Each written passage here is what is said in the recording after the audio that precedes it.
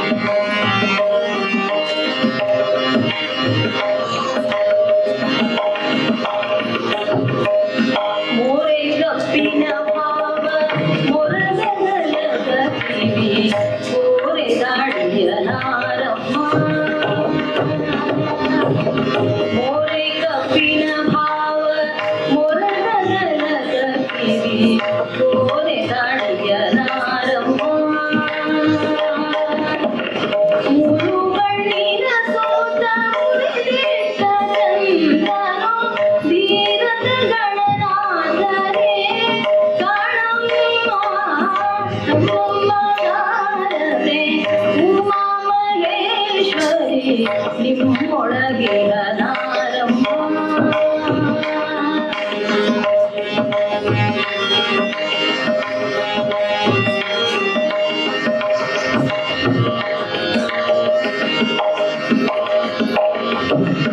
ಉಟ್ಟ ಬಟ್ಟೆಯ ಬಿಗಿದುಟ್ಟ ಚಲ್ಲಣದ ಇಟ್ಟ ತಾಯಿವ ನಾರಮ್ಮ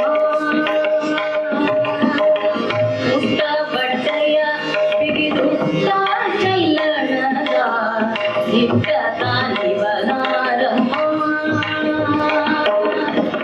ಪಟ್ಟದ ರಾಣಿ ಪಾರ್ವತಿಯ ಕುಮಾರನು ಪಟ್ಟದ ರಾಣಿ ಪಾರ್ವತಿಯ ಕುಮಾರನು ಹೊಟ್ಟೆಯ ಗಣನಾಥನೇ ಕಾಣಮ್ಮ ನಮ್ಮಮ್ಮ ಶಾರದೆ ಉಮಾ ಮಹೇಶ್ವರಿ ನಿಮ್ಮೊಳಗಿನ ನಾರಮ್ಮ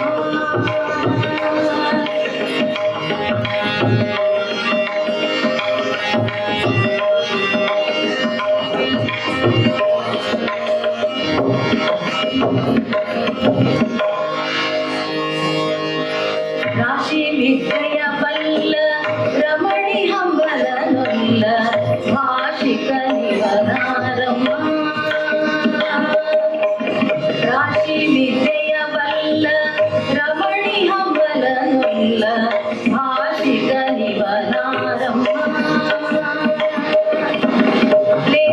ಕೇಶವದಾಸ ಕಾಣೆ ಕಾಣಮ್ಮ ನಮ್ಮಮ್ಮ ಶಾರದೆ ಉಮಾ ಮಹೇಶ್ವರಿ ನಿಮ್ಮೊಳಗಿನ ನಾರಮ್ಮ ಕಮ್ಮ ಮೂಲದ ವೈರಿ ಸುತನಾದ ಕೊಂಬಿಲ ಹೆಮ್ಮೆಯ ಗಣನಾಥನೇ ಕಾಣಮ್ಮ ನಮ್ಮಮ್ಮ ಶಾರದೆ ಉಮಾ ಮಹೇಶ್ವರಿ ನಿಮ್ಮೊಳಗಿನ ನಾರಮ್ಮ ನಮ್ಮಮ್ಮ ಶಾರದೆ ಉಮಾ ಮಹೇಶ್ವರಿ ನಿಮ್ಮೊಳಗಿನ ನಾರಮ್ಮ ನಿಮ್ಮೊಳಗಿನ ನಾರಮ್ಮ ನಿಮ್ಮೊಳಗಿನ ನಾರಮ್ಮ. ಧನ್ಯವಾದಗಳು. ಎಲ್ಲರಿಗೂ ನಮಸ್ಕಾರ. ಗುಲ್ಬರ್ಗಾ ವಿಶ್ವವಿದ್ಯಾಲಯ ವತಿಯಿಂದ ಇಂದು ದಾಸಶ್ರೇಷ್ಠ ಕನಕದಾಸರ 538ನೇ ಜಯಂತ್ಯೋತ್ಸವ ಹಮ್ಮಿಕೊಳ್ಳಲಾಗಿದೆ. ಕನಕದಾಸರು ಸುಮಾರು 500 ವರ್ಷಗಳ ಹಿಂದೆಯೇ ಭಕ್ತಿ, ನಿಷ್ಠೆ, ಸತ್ಯ, ನೀತಿಗಳ ಕುರಿತು ಮಾನವ ಕುಲಕ್ಕೆ ಸಂದೇಶ ನೀಡಿದ ಮಹಾನ್ ದಾರ್ಶನಿಕರು. ದಾಸರು ಎಂದ ತಕ್ಷಣ ನಮ್ಮೆಲ್ಲರ ಮನದಲ್ಲಿ ಗುಣಗುವ ಮೊದಲ ಮಾತು ಕುಲ ಕುಲ ಕುಲವೆಂದರೆ ಹೊಡೆದಾಡದಿರಿ, ನಿಮ್ಮ ಕುಲದ ನೆಲೆ ಏನಾದರೂ ಬಲ್ಲಿರ ಎಂದು ಮಾನವ ಕುಲ ಒಂದೇ ಎಂದು ಸಾರಿದ ಶ್ರೇಷ್ಠ ದಾರ್ಶನಿಕರು. ಇಂತಹ ಕನಕದಾಸರ ಜಯಂತಿ ಕಾರ್ಯಕ್ರಮದ ಘನ ಅಧ್ಯಕ್ಷತೆಯನ್ನು ವಹಿಸಿರುವ ನಿಮ್ಮೆಲ್ಲರ ನೆಚ್ಚಿನ ಕುಲಪತಿಗಳಾದ ಪ್ರೊಫೆಸರ್ ಶಶಿಕಾಂತ್ ಎಸ್ ಹುಡುಗೇರಿ ಸರ್ ಅವರಿಗೆ ವೇದಿಕೆ ಪರವಾಗಿ ಹಾಗೂ ಎಲ್ಲರ ಪರವಾಗಿ ಹೃತ್ಪೂರ್ವಕ ಸ್ವಾಗತವನ್ನು ಕೋರುತ್ತೇನೆ. ಅದೇ ರೀತಿ ಕುಲಸಚಿವರು ಆಡಳಿತ ಪ್ರೊಫೆಸರ್ ರಮೇಶ್ ಲಂಡನ್ಕರ್ ಸರ್ ಕೂಡ ಸ್ವಾಗತವನ್ನು ಕೋರುತ್ತೇನೆ. ಇನ್ನೋರ್ವ ಗೌರವ ಉಪಸ್ಥಿತಿಯಾದ ವಿದ್ಯಾಭಿಷೇಕ್ ಪರಿಷತ್ ಸದಸ್ಯರಾದ ಪ್ರೊಫೆಸರ್ GM ವಿದ್ಯಾಸರ್ ಸರ್ ಕೂಡ ಸ್ವಾಗತವನ್ನು ಕೋರುತ್ತೇನೆ. ಕುಲಸಚಿವರು ಮೌಲ್ಯಮಾಪನ ಡಾಕ್ಟರ್ NG ಕಣ್ಣೂರ್ ಸರ್ ಅವರಿಗೆ ಕೂಡ ವೇದಿಕೆ ಪರವಾಗಿ ಎಲ್ಲರ ಪರವಾಗಿ ಸ್ವಾಗತ ಕೋರುತ್ತೇನೆ. ವಿದ್ಯಾಧಿಕಾರಿಗಳಾದ ಶ್ರೀಮತಿ ಜಯಾಂಬಿಕಾ ಮೇಡಮ್ ಅವರಿಗೂ ಸಹ ಸ್ವಾಗತವನ್ನು ಕೋರುತ್ತೇನೆ. ಇನ್ನುಳಿದಂತೆ ವಿಶ್ವವಿದ್ಯಾಲಯದ ಎಲ್ಲ ಸಿಂಡಿಕೇಟ್ ಸದಸ್ಯರು, ವಿದ್ಯಾಭಿಷೇಕ್ ಪರಿಷತ್ ಸದಸ್ಯರು, ಎಲ್ಲಾ ವಿಭಾಗದ ಮುಖ್ಯಸ್ಥರು, ಡಾಕ್ಟರ್ ಚಂದ್ರಕಲಾ ಬಿದಿರಿ ನಿವೃತ್ತ ಪ್ರಾಧ್ಯಾಪಕರು ಹಾಗೂ ಕರ್ನಾಟಕ ಸಾಹಿತ್ಯ ಅಕಾಡೆಮಿಯ ಸದಸ್ಯರು ಎಲ್ಲರ ಪರವಾಗಿ ಸ್ವಾಗತವನ್ನು ಕೋರುತ್ತೇನೆ. ಎಲ್ಲಾ ವಿಭಾಗದ ಮುಖ್ಯಸ್ಥರುಗಳು, ಡೀನರುಗಳು, ಶಿಕ್ಷಕೇತರ ನೌಕರರು, ವಿದ್ಯಾರ್ಥಿಗಳು, ಸಂಶೋಧನೆ ವಿದ್ಯಾರ್ಥಿಗಳು, ಸ್ನಾತಕೋತ್ತರ ವಿದ್ಯಾರ್ಥಿಗಳು, ಸಂಗೀತ ತಂಡ, ಮಲ್ಟಿಮೀಡಿಯಾ ತಂಡ ಎಲ್ಲರಿಗೂ ಮತ್ತೊಮ್ಮೆ ಸ್ವಾಗತ ಕೋರಿ ಈ ಕಾರ್ಯಕ್ರಮಕ್ಕೆ ಆಗಮಿಸುತ್ತೇನೆ. ಧನ್ಯವಾದಗಳು.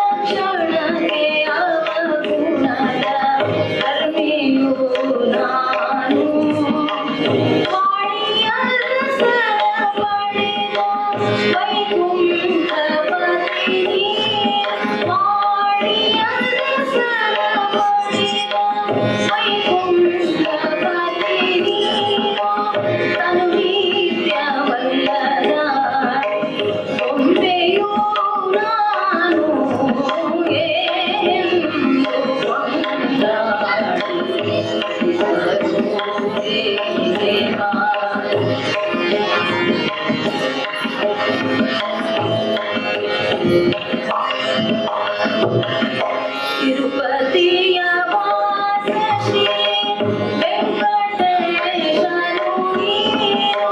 ತಿರುಪತಿಯ ವಾಸ ಶ್ರೀ ವೆಂಕಟೇಶನು ನೀನು.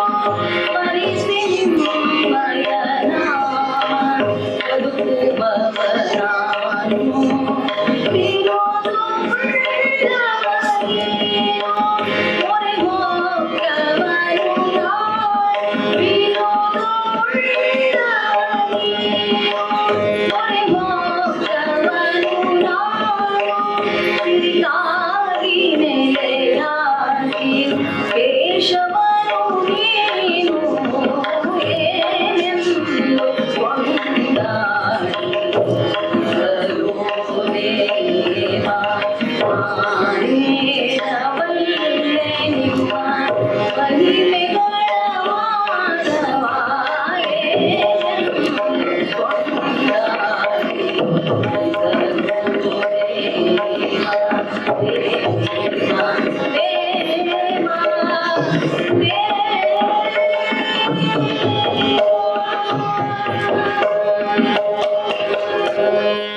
ಎಲ್ಲರಿಗೂ ನಮಸ್ಕಾರಗಳು. ನಾನು ಮಹಾಲಕ್ಷ್ಮಿ ತಂದೆ ಬಸವರಾಜ್. ನಾನು 2ನೇ ತರಗತಿಯಲ್ಲಿ ಓದುತ್ತಿದ್ದೇನೆ. ಮುಖ್ಯ ಗುರುಗಳೇ, ನನ್ನ ಗುರುಗಳೇ ಹಾಗೂ ನನ್ನ ಅಕ್ಕ ತಂಗಿಯರೇ, ನನ್ನ ಅಣ್ಣ ತಮ್ಮಂದಿರೇ, ಈ ದಿನ ನಾವು ಕನಕದಾಸರ ಜಯಂತಿ ಆಚರಿಸುತ್ತಿದ್ದೇವೆ. ಎಲ್ಲರಿಗೂ ಭಕ್ತ ಕನಕದಾಸರ ಜಯಂತಿ ಶುಭೋದಯ.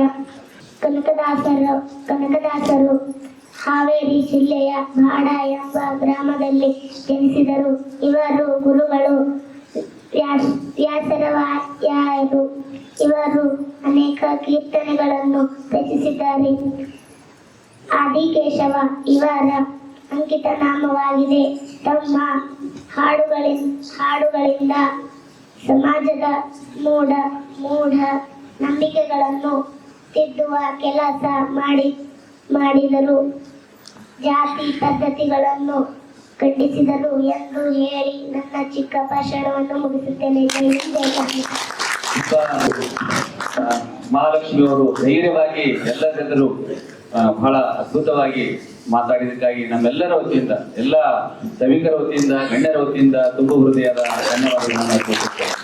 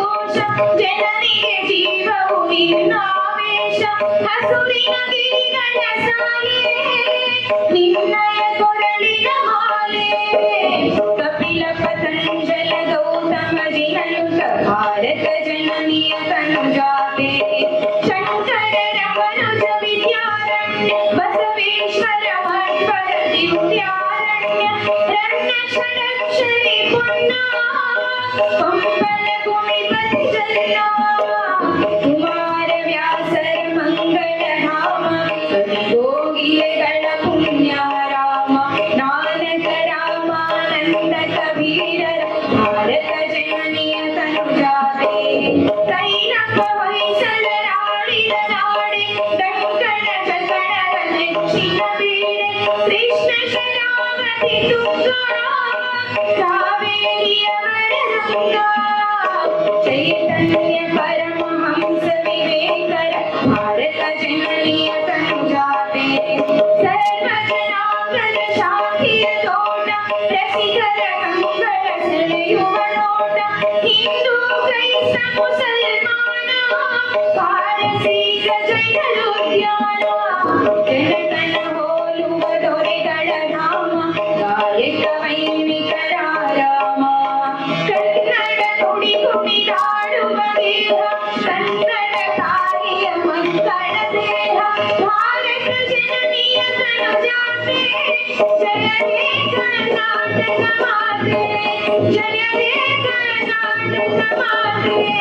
ಜಯ ಹೇ ಕರ್ನಾಟಕ ಮಾತೆ. ಧನ್ಯವಾದಗಳು ಕಾಡಗಿರಿಯನ್ನ ಎಲ್ಲ ಪ್ರಾಧ್ಯಾಪಕರಿಗೆ. ಈಗ ಮುಖ್ಯ ಅತಿಥಿಗಳಿಂದ ಭಾಷಣ ಡಾಕ್ಟರ್ ಚಂದ್ರಿಕಲ್ ಬಿದರಿ ಮೇಡಮ್, ನಿವೃತ್ತ ಪ್ರಾಧ್ಯಾಪಕರು ಹಾಗೂ ಸದಸ್ಯರು, ಕರ್ನಾಟಕ ಸಾಹಿತ್ಯ ಅಕಾಡೆಮಿ ಬೆಂಗಳೂರು. ಎಲ್ಲರಿಗೂ ಕನಕದಾಸ ಜಯಂತಿಯ ಶುಭಾಶಯಗಳು.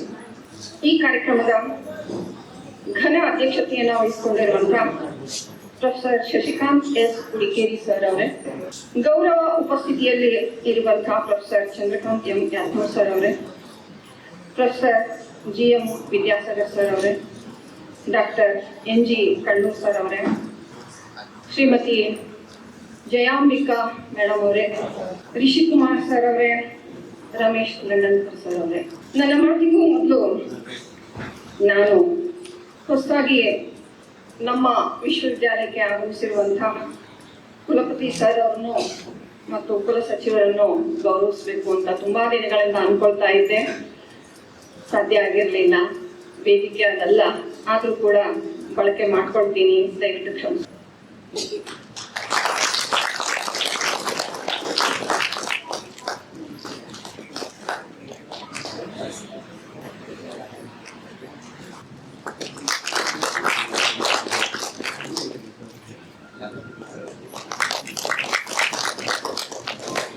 ಮಹಾಮಾನವತಾವಾದಿ, ಸಂತ ಕವಿ, ಜ್ಞಾನ ಪಿಪಾಸು ಕನಕದಾಸ ಜಯಂತಿಯನ್ನ ಇವತ್ತು ನಾವು ಆಚರಿಸ್ತಾ ಇದ್ದೇವೆ. ಅನೇಕ ಮಹನೀಯರ ಜಯಂತಿಗಳು ನಮ್ಮ ಸಾಮಾಜಿಕ ವ್ಯವಸ್ಥೆಯಲ್ಲಿ ನೆರವೇರ್ತಾ ಇದೆ. ಯಾಕಾಗಿ ನಾವು ಜಯಂತಿಗಳನ್ನ ಆಚರಿಸಬೇಕು ಅನ್ನುವ ಆತ್ಮವಿಮರ್ಶೆ ಇಲ್ಲದೆ ನಾವು ಮಾಡುವಂತಹ ಕಾರ್ಯಕ್ರಮಗಳು ಹೆಚ್ಚು ಸಾರ್ಥಕ ಆಗ್ಲಾರದು. ಹಾಗಂತ ಹೇಳಿ ಬಿಡ್ಬೇಕಾ? ಇಲ್ಲ, ಬಿಡಕ್ಕಾಗಲ್ಲ. ಮಾಡುವ ಪ್ರಯತ್ನಗಳು ಎಷ್ಟಾದರೂ ಪರಿಣಾಮ ಬೀರಬಹುದು ಅನ್ನೋ ಆಶಾವಾದದಲ್ಲಿಯೇ ಇಂಥವುಗಳನ್ನ ನಾವು ನೆರವೇರಿಸಿಕೊಂಡು ಹೋಗ್ಬೇಕಾಗಿದೆ. ದೀನ ನಾನು ಸಮಸ್ತ ಲೋಕಕ್ಕೆ ದಾನಿ ನೀನು, ವಿಚಾರಿಸಲು ಮತಿಹೀನ ನಾನು, ಮಹಾಮಹಿಮ ಕೈವಲ್ಯವತಿ ನೀನು, ಏನ ಬಲ್ಲೆನು ನಾನು, ನೆರೆಸು ಜ್ಞಾನ ಮೂರುತಿ ನೀನು, ನಿನ್ನ ಸಮಾನರುಂಟೆ ದೇವ, ರಕ್ಷಿಸು ನಮ್ಮನು ಅನವರತ. ಈ ಮಾತೇ ಸಾಕು. ಕನಕದಾಸರು ತಮ್ಮನ್ನ ತಾವು ಎಲ್ಲೋ ದೊಡ್ಡವರು ಅಂತ ಹೇಳ್ಕೊಳ್ಳಿಲ್ಲ. ದೀನ ನಾನು, ಬಸವಣ್ಣವರು ಅಷ್ಟೇ, ನನಗಿಂತ ಕಿರಿಯರಿಲ್ಲ ಅಂತಾನೆ ಬಹಳ ದೊಡ್ಡವರಾಗ್ಬಿಟ್ರು. ಯಾರು ತಮ್ಮನ್ನ ತಾವು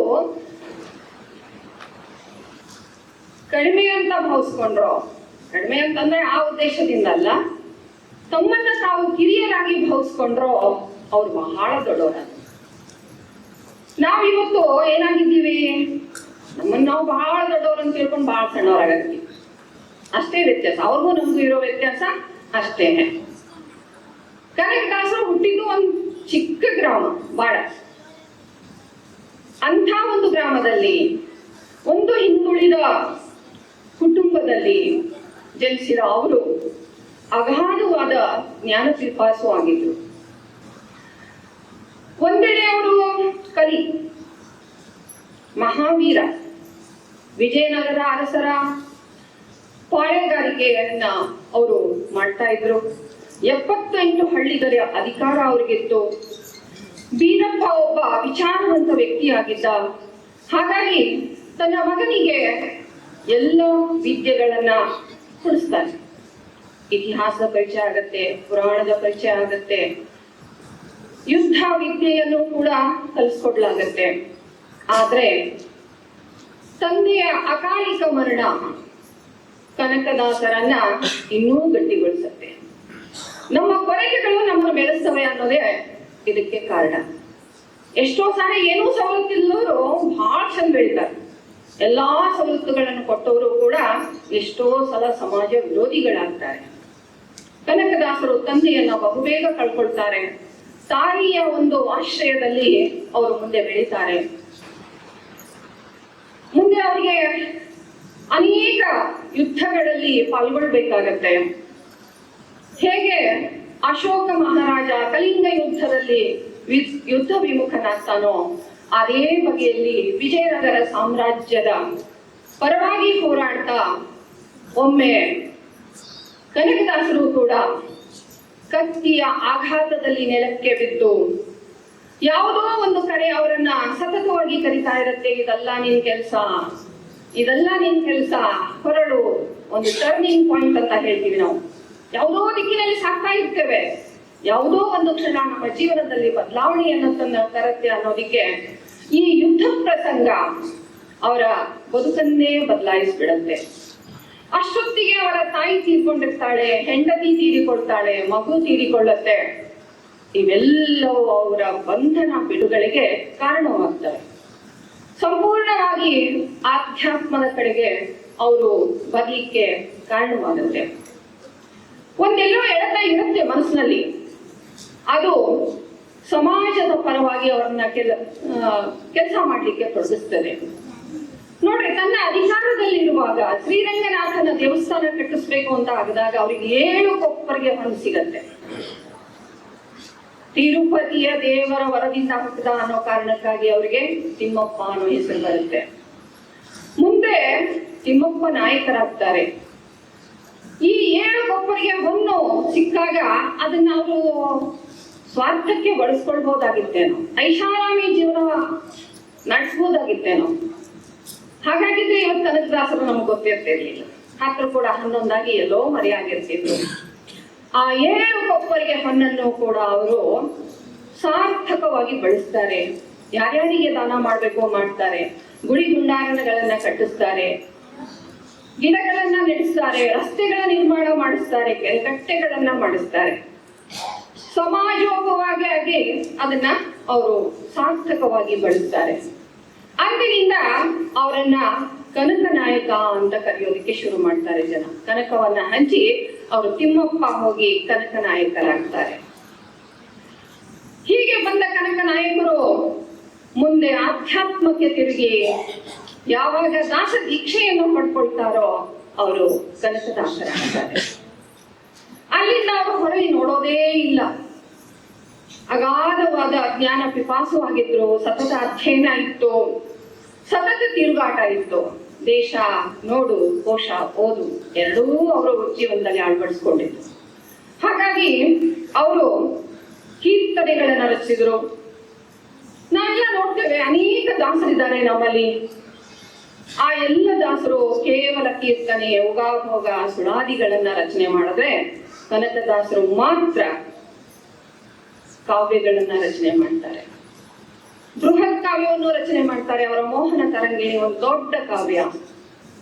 ಆ ಮೋಹನ ತರಂಗಿಣಿಯಲ್ಲಿ ಆ ಕಾಲದ ರಾಜಕೀಯ ಚಿತ್ರಣವನ್ನ ಅವ್ರು ಕೊಡ್ತಾರೆ.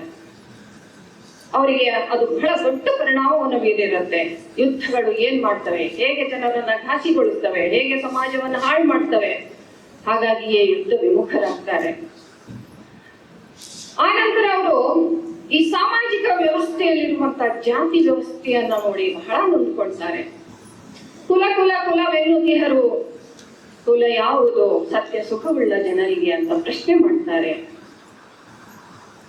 ಎಲ್ಲಿದೆ ಕುಲ, ಆತ್ಮ ಯಾವ ಕುಲ, ಜೀವ ಯಾವ ಕುಲ, ತತ್ವೇಂದ್ರಿಯಗಳ ಕುಲ ಪೇಳಿರಯ್ಯ ಅಂತ ಎಲ್ಲ ಮಹಾತ್ಮರಿಗೆ ಕೇಳ್ಕೊಳ್ತಾರೆ. ಇವತ್ತಿಗೂ ಕೂಡ ಎಂಥ ದೊಡ್ಡ ಮಟ್ಟಕ್ಕೆ ಹೋಗಿದ್ದಾರೆ ಅಂದ್ರೂ ಬಹಳ ವಿಚಿತ್ರ ಅನ್ಸುತ್ತೆ. ಏನೆಲ್ಲ ಸ್ನೇಹ ಮಾಡ್ತಾರೆ, ಬಹಳ ಪ್ರೀತಿಯಿಂದ ಮಾತಾಡ್ತಾರೆ. ಕೊನೆಗೆ ಏನ್ ಕೇಳ್ತಾರೆ, ನೀವು ಲಿಂಗಾಯತ್ರೇನ್ರಿ, ನೀವು ಬ್ರಾಹ್ಮಣರೇನ್ರಿ ಅಂದ್ರೆ ನನ್ನ ಜಾತಿಯನ್ನು ಹೊರಗೆ ಹಾಕ್ಲಿಕ್ಕೆ ನೇರವಾಗಿ ಕೇಳಲ್ಲ. ನೀವು ಕುರುಬ್ರೇನ್ರಿ ಅಂತ ಕೇಳಂಗಿಲ್ಲ. ಗೊತ್ತಿರುತ್ತೆ ಅವ್ರಿಗೆಲ್ಲೋ, ನನ್ನ ಬಾಯಿಂದ ಬಿಡಿಸ್ಬೇಕು. ಯಾಕೆ ನಾನು ಎಷ್ಟು ಇಲ್ಲಿ ಡಿಪಾರ್ಟ್ಮೆಂಟ್ಗೆ ಬಂದಾಗ ನಮ್ ಕೆಲವು ಮೇಸ್ಟ್ರುಗಳೇ ಅಂದ್ರು, ನೀವು ಬ್ರಾಹ್ಮಣರಿಗೆ ಅಂತ ತಿಳ್ಕೊಂಡಿದ್ವಿ ಅಂತ. ಯಾರ ಹಣೆ ಮೇಲೂ ಯಾವ ಜಾತಿಯೂ ಬರ್ತಿರೋದಿಲ್ಲ, ಮತ್ತೆ ಯಾವ ಅಪ್ಲಿಕೇಶನ್ ಹಾಕಿ ಯಾವ ಜಾತಿಯಾಗ ಕೊಟ್ಟಿರಂಗಿಲ್ಲ. ಮತ್ತೆ ಜ್ಞಾನ ಅನ್ನೋದು ಯಾರ ಅಪ್ಪನ ಸೊತ್ತಲ್ಲ. ಯಾರ ಅದಕ್ಕೆ ಶರಣಾಗ್ತಾರೆ ಅವ್ರ ಕೈ ಹಿಡಿತದೆ ಅಷ್ಟೇನೆ. ಹಾಗಾಗಿ ನಾವು ಇನ್ನೂ ತಪ್ಪು ತಿಳುವಳಿಕೆಯಲ್ಲಿದ್ದೇವೆ. ಅವ್ರು ಮಾತ್ರ ದೊಡ್ಡವರು, ನಾವು ಕೀಳರಿಮೆ ಇದೆ ನಮ್ಮಲ್ಲಿ. ಹೆಣ್ಮಕ್ಳಲ್ಲೂ ನಾನು ಬಹಳ ಸಾರಿ ನೋಡಿದ್ದೀನಿ. ನಮ್ಮಲ್ಲಿ ಒಬ್ರು ಮೇಡಮ್ ಇದ್ರು, ಬಹಳ ಸಂಗೀತ ಚಂದ ಹಾಡ್ತಿದ್ರು. ಅವ್ರಿಗೆ ಏನೋ ಒಂದ್ಸಾರಿ ಸಂದರ್ಭ ಬಂತು, ಹೇಳಿದ್ವಿ ಎಷ್ಟು ಆದ್ಯ ಚಂದ್ರಕಲ, ನಾವು ಹೆಣ್ಮಕ್ಳಲ್ಲ, ಅವ್ರಿಗಿಂತ ಕಡಿಮೆ ಅಲ್ಲ, ಗಂಡಸರಿಗಿಂತ ಕಡಿಮೆ ಅಂತ ಹೆಣ್ಮಕ್ಳಲ್ಲಿ ಇನ್ನೂ ತನಕ ಇದೆ. ಹಾಗೇನೆ ಮೇಲ್ಜಾತಿಯವರಿಗಿಂತ ನಾವು ಕಡಿಮೆ ಅಲ್ರಿ, ಎಷ್ಟೇ ಆಗಲಿ ಅವ್ರನ್ನ ಹೆಂಗ್ ಬರ್ತೀವ್ರಿ ನಾವು? ಯಾಕಂದ್ರೆ ತಲಾಂತರದಿಂದ ಬಿತ್ತಿ ಬೆಳೆದ್ಬಿಟ್ಟಾರ ನಮ್ಮ ತಲೆಗಿದನ. ನಾನು ದೊಡ್ಡವನ ಆಗಬಹುದು ಅನ್ನೋದನ್ನ ಯಾವತ್ತೂ ನಮ್ಮ ತಂದೆ ತಾಯಿಗಳು ನಮ್ಗೆ ಕಲ್ಸ್ಕೊಡಂಗಿಲ್ಲ. ಅವ್ರು ದೊಡ್ಡವ್ರ ನಾವು ಸಣ್ಣವರಿದ್ದೀವಿ, ಹೀಗೆ ಅಲ್ಲಿ ಮ್ಯಾಲೆ ಹೋಗ್ಬೇಡ, ಅವ್ರು ದೊಡ್ಡವ್ರ ಮ್ಯಾಲೆ ಹೋಗ್ತಾರೆ, ನಿಮ್ ಜಾಗ ಕೊಡು, ನಾವಿನ್ನೂ ಅವಳಗೆ ನಿಂದಿರ್ಬೇಕು, ಮುಂದಕ್ಕೆ ಹೋಗಂಗಿಲ್ಲ. ಇವರೇ ನಮ್ಮವರೇ ಕಲ್ಸ್ಕೊಡ್ತಾರೆ ಮೊದಲು ಅದನ್ನ ಹೋಗ್ಬೇಕು. ಯಾವಾಗ ಸಮಾನತೆ ಇಷ್ಟು ನಾವು ಸ್ವಾತಂತ್ರ್ಯ ಪಡೆದು 8 ದಶಕಗಳನ್ನ ತಲುಪ್ತಾ ಇದ್ದೀವಿ, ಆದ್ರೂ ಕೂಡ ಇನ್ನು ಯಾವುದರಿಂದಲೂ ಹೊರಗೆ ಬರ್ಲಿಕ್ಕೆ ಆಗಿಲ್ಲ. ಮತ್ತಿನ್ನು ಸ್ವಾರ್ಥ ಅನ್ನೋದು ಎಷ್ಟು ಗಟ್ಟಿಗೊಳ್ತಾ ಇದೆ ಅಂದ್ರೆ, ನಾನ್ ಮಾತ್ರ ಬೆಳಿಬೇಕು, ಅಯ್ಯೋ ಬೆಳೆಸ್ರಪ್ಪ ನೀವು ಬೆಳಿತೀರಿ, ಹಪಾಹಪಿ, ಅದರಲ್ಲೂ ದುಡ್ಡಿನ ಹಪಾಪಿ ಅಂತ ಎಷ್ಟಾಗ್ಬಿಟ್ಟದಂದ್ರೆ, ಈ ಹೊತ್ತಿಗೆ 2 ರೊಟ್ಟಿ ಬೇಕಷ್ಟೇ. ಎಷ್ಟು ದುಡ್ಡಿದ್ರು ದುಡ್ಡು ತಿನ್ನಕ್ಕಂತೂ ಆಗಲ್ಲ. ನೀವು 10 ಮಂದಿ ಬೆಳೆಸ್ರಿ, ಅವ್ರು ನಿಮ್ಮನ್ನ ತಾನೇ ಬೆಳೆಸ್ತಾರೆ, ನೀವು ತಾನೇ ಬೆಳಿತೀರಿ, ನೀವು ಬೆಳಿಬೇಕಾಗಿಲ್ಲ. ಆದ್ರೂ ಕೂಡ ಸ್ವಾರ್ಥ ಅನ್ನೋದು ಮೈ ತುಂಬಾ ತುಂಬಿಕೊಳ್ತಾ ಇದೆ, ಯಾಕೋ ಗೊತ್ತಾಗ್ತಾ ಇಲ್ಲ. ಆಧುನಿಕ ಸಂದರ್ಭದಲ್ಲಿ ನಾವು ವಿಶಾಲ ಹೃದಯಗಳಾಗ್ಬೇಕು, ವಿದ್ಯಾವಂತರಾಗ್ಬೇಕು, ವೈಚಾರಿಕತೆಯನ್ನ ಬೆಳೆಸ್ಕೋಬೇಕು. ಈ ಜಯಂತಿಗಳ ಸಾರ್ಥಕ ಆಗೋದು ಅವಾಗೇನೆ, ಹಾಗಲ್ಲದೆ ಹೋದ್ರೆ ಈ ಜಯಂತಿಗೆ ಅರ್ಥವೇ ಇಲ್ಲ. ಅವರ ತತ್ವಗಳನ್ನ ಓದ್ಬೇಕು, ತಿಳ್ಕೋಬೇಕು, ಆಚರಣೆಗೆ ತರಬೇಕು, ಅವಾಗ ಮಾತ್ರ. ನೋಡ್ರಿ, ಕನಕದಾಸರ ಆ ಕಾಲದಲ್ಲಿ ಇವತ್ತೂ ಕೂಡ ಹೆಣ್ಮಗುವಿಗೆ ಅಂದ್ರೆ ಅಪಾರ್ಷನ್ ಮಾಡಿಸೋ ಜನಗಳಿದ್ದಾರೆ, ಇನ್ನೂನು ಹೆಣ್ಮಗು ಹುಟ್ಟು ಅಂತ ನೊಂದ್ಕೊಳ್ಳೋ ಜನ ಇದ್ದಾರೆ. ಆದ್ರೆ ಆ ಕಾಲದಲ್ಲಿ ಅವ್ರು ಕೇಳ್ತಾರೆ, ಪುತ್ರನಿಂದಲೇ ಮುಕ್ತಿ ಆಹುದೇ ಅಂತ. ಗಂಡ್ಮಗು ಹುಟ್ಟಿದ್ರೆ ಮಾತ್ರ ಮುಕ್ತಿ ಸಿಗತ್ತಾ? ಸತ್ತವ್ರು ಯಾರಾದ್ರೂ ಬಂದು ಹೇಳ್ಯಾರೇನ್ರಿ ನಾನು ಸ್ವರ್ಗಕ್ಕೆ ಹೋಗಿನಿ, ನಾನು ನರಕಕ್ಕೆ ಹೋಗಿನಿ ಅಂತ? ಇಲ್ಲ. ನಂತರದ ಜೀವನ ಏನಿದೆ ನಮ್ಗೆ ಗೊತ್ತಿಲ್ಲ. ಇರೋ ಜೀವನವನ್ನ ನಾವು ಸುಖವಾಗಿ ಬದುಕಬೇಕಾಗಿದೆ, ಸಮಾಧಾನವಾಗಿ ಬದುಕಬೇಕಾಗಿದೆ, ಶಾಂತಿಯಿಂದ ಬದುಕಬೇಕಾಗಿದೆ. ಅದನ್ನ ನಾವು ಅರ್ಥ ಮಾಡ್ಕೊಂಡು ಹೋದ್ರೆ ಜೀವನ ಅನ್ನೋದು ಬಹಳ ಸೊಗಸಾಗತ್ತೆ. ನಾವು ಸುಖವಾಗಿ ಬದುಕ್ತೀವಿ, ನಮ್ಮ ಸುತ್ತಮುತ್ತ ಇರೋರು ಸುಖವಾಗಿ ಬದುಕ್ತಾರೆ. ಈ ಕಾರಣಕ್ಕೋಸ್ಕರ ಅವರು ಇಡೀ ದೇಶವನ್ನು ಸುತ್ತಾರೆ. 90 ವರ್ಷದ ಸುದೀರ್ಘ ಜೀವನದಲ್ಲಿ ಒಂದು ದಿನ ಒಂದ್ ಕಡೆ ಕೊಡೋದಿಲ್ಲ, ನಿಜವಾದ ಸಂತಾಪ. ಇವತ್ತು ನಾವು ನೋಡಿದ್ದೀವಿ, ಮಠಾಧೀಶರೆಲ್ಲ ಮಠ ಮಾಡ್ಕೊಂಡು ಅಲ್ಲೇ ಗಟ್ಟಿ ಹಿಡ್ಕೊಂಡು ಕೂತಾರ, ಒಂದೊಂದು ಸಿಂಹಾಸನ ಮಾಡ್ಕೊಂಡ್ ಬಿಟ್ಟಾರ, ಜಗದ್ಗುರು ಅನ್ಸ್ಕೊಳ್ತಾರ, ಮೈ ತುಂಬಾ ಬಂಗಾರ ಹಾಕೊಂಡು, ಜಗ ಶಾಲು ಮುಚ್ಕೊಂಡು, ಒಂದು ಕಂಬಳಿ ಹೊತ್ಕೊಂಡು, ಮೈ ಮೇಲೆ ಬಟ್ಟಿನೂ ಇಲ್ಲೇ, ಒಂದು ತಂಬೂರಿ, ಒಂದು ತಾಳ ಹಿಡ್ಕೊಂಡು ಅಡ್ಡಾಡಿದ್ರಲ್ಲ ಕನಕದಾಸರು. ಇವ್ರಿಗಿಂತ ದೊಡ್ಡ ಸಂತರು ಬೇಕಾ? ಸಂತರಾದವರು ಹಳ್ಳಿಗೆ ಏಕರಾತ್ರಿ, ಪಟ್ಟಣಕ್ಕೆ ಪಂಚರಾತ್ರಿ ಅಂತ ತಿರುಗ್ತಾನೆ ಇರೋಕಂತವ್ರು. ಇವತ್ತು ಜೈನ ಸನ್ಯಾಸಿಗಳು ಅದನ್ನು ಪಾಲಿಸ್ತಾರೆ. ಆದ್ರೆ ಇವತ್ತು ನಮ್ಮ ಸುತ್ತಮುತ್ತ ಎಷ್ಟೋ ಜನ ಸ್ವಾಮಿಗಳನ್ನ ನಾವು ನೋಡ್ತಾ ಇದ್ದೀವಿ, ಐಷಾರಾಮಿ ಜೀವನ ಬಿಟ್ರೆ ಇನ್ನೊಂದು ಕಾಣಿಸ್ತಾ ಇಲ್ಲ. ಅವರು ಓಡಾಡೋ ಕಾರ್ಗಳು ಕೋಟಿಗಟ್ಟಲೆ ಬೆಲೆ ಬಾಳುವಂತಹ ಕಾರ್ಗಳು, ಅಂಥವ್ರಿಗೆ ಜನ ದುಡ್ಡು ಕೊಡ್ತಾರೆ. ಒಂದ್ ಒಳ್ಳೆ ಶಾಲೆ ಕಟ್ತೀವಿ ಅಂದ್ರೆ ಕೊಡಂಗಿಲ್ಲ, ಒಂದ್ ಏನೋ ಒಂದು ಮಾಡ್ತೀವಿ ಅಂದ್ರೆ ಕೊಡಲ್ಲ ಜನ. ಅಂಥವ್ರಿಗೆಲ್ಲ ಸವಲತ್ತುಗಳನ್ನು ಮಾಡ್ಕೊಟ್ಬಿಡ್ತಾರೆ. ಏನಾಗ್ತಾ ಇದೆ? ಬರೀ ದೇವಸ್ಥಾನಗಳನ್ನ ಕಟ್ಟಿ ನಾವು ಎಲ್ಲಿಗೆ ಹೋಗ್ತಾ ಇದೀವಿ ಗೊತ್ತಿಲ್ಲ. ದೇವಸ್ಥಾನದ ವಿರೋಧಿ ಅಲ್ಲ ನಾನು. ದೇವಸ್ಥಾನಗಳು ಇವತ್ತು ಜನಪರ ಆಗ್ಬೇಕು. ಒಬ್ಬರ ವೈಭವಕ್ಕಾಗಿ ಎಷ್ಟೊಂದು ಜನರ ಬದುಕು ಹಾಳಾಗ್ತಾ ಇದೆಯಲ್ಲ, ಅವು ತಪ್ಪಲ್ಲ, ಇದು ನಮ್ಮದೇ ತಪ್ಪು. ಸ್ವಾಮಿಯನ್ನ ಸ್ವಾಮಿ ಅಂತ ಇರ್ಲಿಕ್ಕೆ ಬಿಡದೇ ಇರೋದು ನಮ್ಮದೇ ತಪ್ಪು. ಅವ್ರು ತಪ್ಪಂತ ಹೇಳುದಿಲ್ಲ. ಯಾಕಂದ್ರೆ ನನಗೆ ಸುಖ ಕೊಡ್ತೀರಿ ಅಂದ್ರೆ ನಾನು ಯಾಕೆ ಬೇಡ ಅಂತೀನಿ? ಎಲ್ರಿಗೂ ಸುಖನೇ ಬೇಕು ಜೀವನದಲ್ಲಿ. ನಾವು ತಿಳ್ಕೊಂಡು ಸುಖ ಕೂಡ ತಪ್ಪೇ ಅದು. ಸುಖ ಯಾವುದು ಅಂತಲೇ ಗೊತ್ತಿಲ್ಲ. ಪುತಿನವ್ರು ಹೇಳ್ತಾರೆ, ಕತ್ತಿಗೆ ಹೋಗಿ ಬುದೆ ಒದ್ದಾಡೋದೇ ಸುಖ ಅಂತ, ಹಂದಿಗೆ ಹೋಗಿ ಏನೋ ತಿನ್ನೋದೇ ಸುಖ. ಸುಖದ ಪರಿಕಲ್ಪನೆ ಕೂಡ ಬೇರೆ ಇದೆ. ಆದರೆ ಯಾವ ಮಾರ್ಗದಲ್ಲಿ ನಾವು ನಡೀಬೇಕು ಅನ್ನೋದನ್ನ ತಿಳ್ಕೊಳ್ಬೇಕು ಹೋದ್ರೆ ಜೀವನಕ್ಕೆ ಅರ್ಥ ಇಲ್ಲ. ಹಾಗಾಗಿ ಕನಕದಾಸರ ಜೀವನ ಸಿದ್ಧಾಂತ ನಮ್ಗೆ ಇವತ್ತೂ ಕೂಡ ವಿಚಾರ ಯೋಗ್ಯ, ಆಚಾರ್ಯ ಯೋಗ್ಯ ಅನ್ನೋದನ್ನ ನಾವು ಮನಗಾಣಬೇಕಾಗತ್ತೆ. ತೀರ್ಥವನ್ನು ಹಿಡಿದವರೆಲ್ಲ ತಿರುನಾಮಧಾರಿಗಳೇ ಹೇಳ್ತಾರ. ಬರೀ ತೀರ್ಥ ಹಿಡ್ಕೊಂಡು ತಿರುಗಾಡಿದ್ರೆ ಅವ್ರೇನು ತಿರುಪತಿ ವೆಂಕಟರಮಣ ಆಗಕ್ ಸಾಧ್ಯ ಇಲ್ಲ. ಜನ್ಮ ಸಾರ್ಥಕವಿಲ್ಲದವರೆಲ್ಲ ಭಾಗವತರೆ.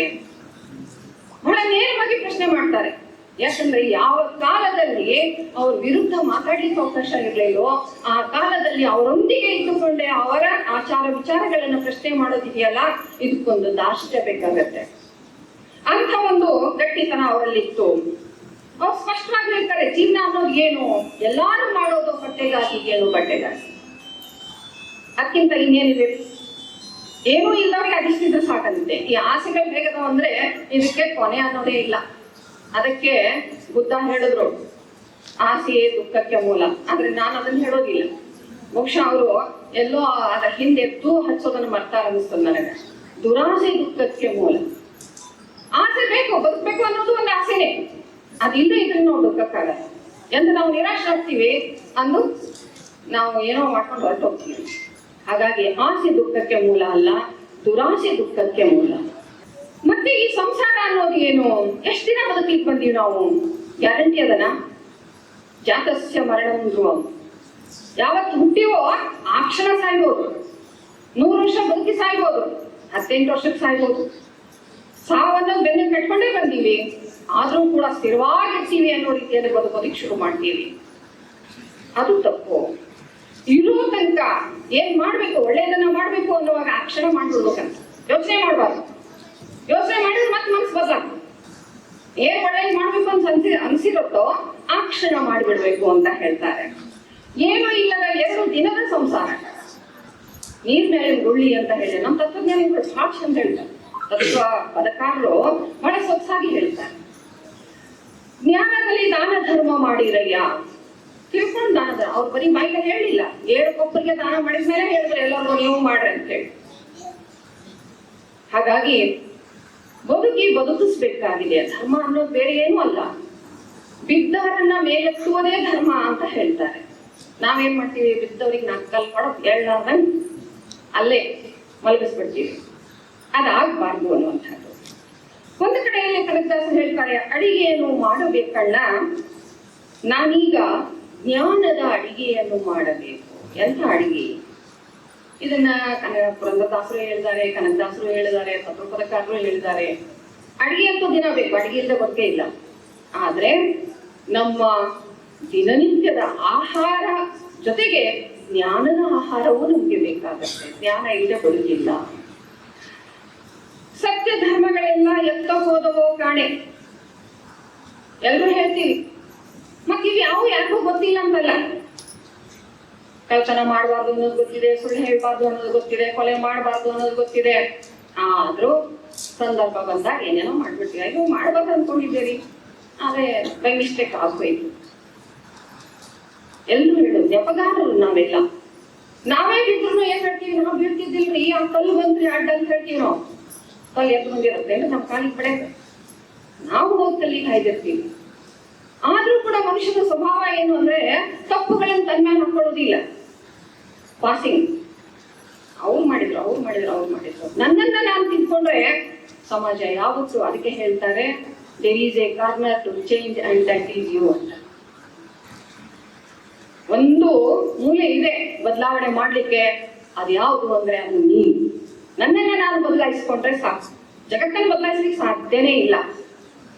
ಹಾಗಾಗಿ ಕನಕದಾಸರು ಹೇಳುವಂತದ್ದು, ಸತ್ಯವಂತರೆಲ್ಲ ಎಲ್ಲಿ ಹೋದ್ರು ಅಂತ. ಉತ್ತಮರ ಜೀವನಕ್ಕೆ ದಾರಿ ಇಲ್ಲ.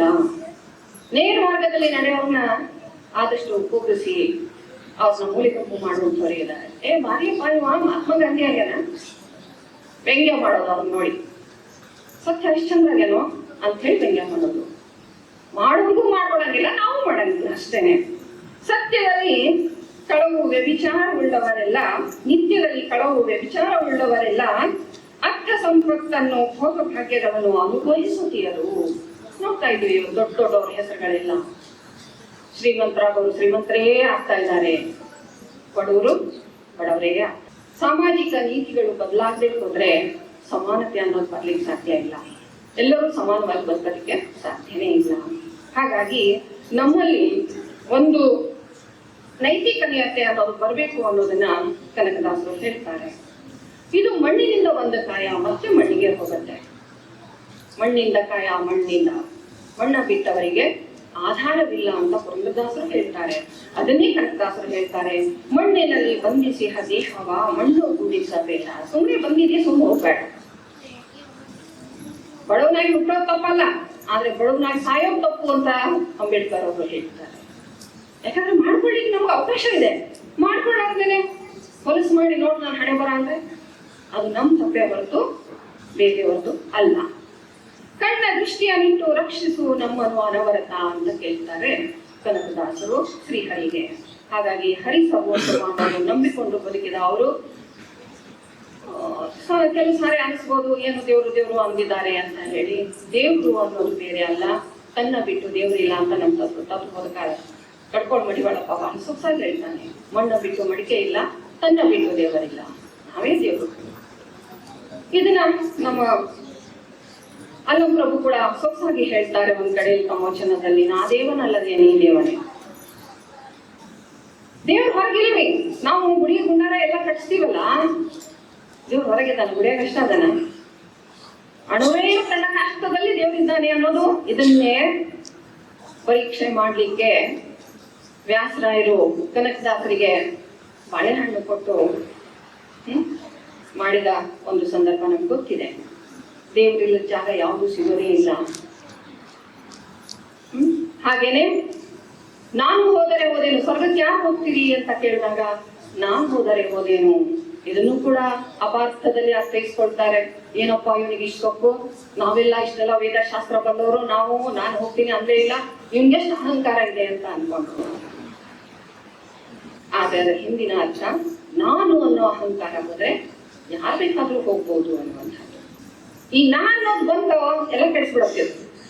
ನಾನು ನನಗ ಅಂತ ಬಂತು ಅಂದ್ರೆ ಎಲ್ಲವೂ ಸ್ವಾರ್ಥಪರವಾಗುತ್ತೆ. ನಾನಲ್ಲೇ, not me but you, NSS ಹೇಳುತ್ತೆ.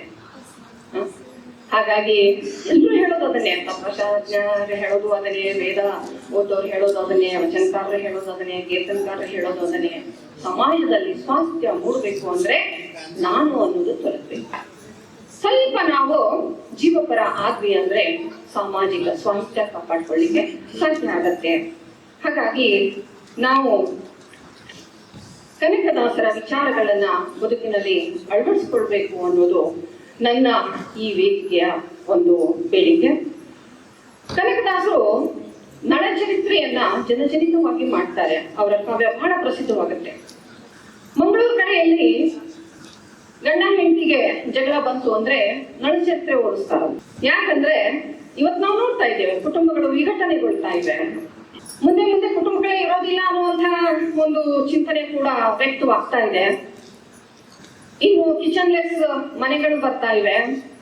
ಅಡಿಗೆ ಮಾಡೋದು ಬೇಕಾಗಿಲ್ಲ, ಎಲ್ರು ಕೂಡ ನಾನು ನಡಿ ನೀನು ನಡಿ ಅಂತೇಳಿ ಜೇಬ್ನಾಗ ದುಡ್ಡು ಇಟ್ಕೊಂಡು ಎಲ್ರು ಹೋಟ್ಲಿಗೆ ಹೋಗೋದೇನೆ.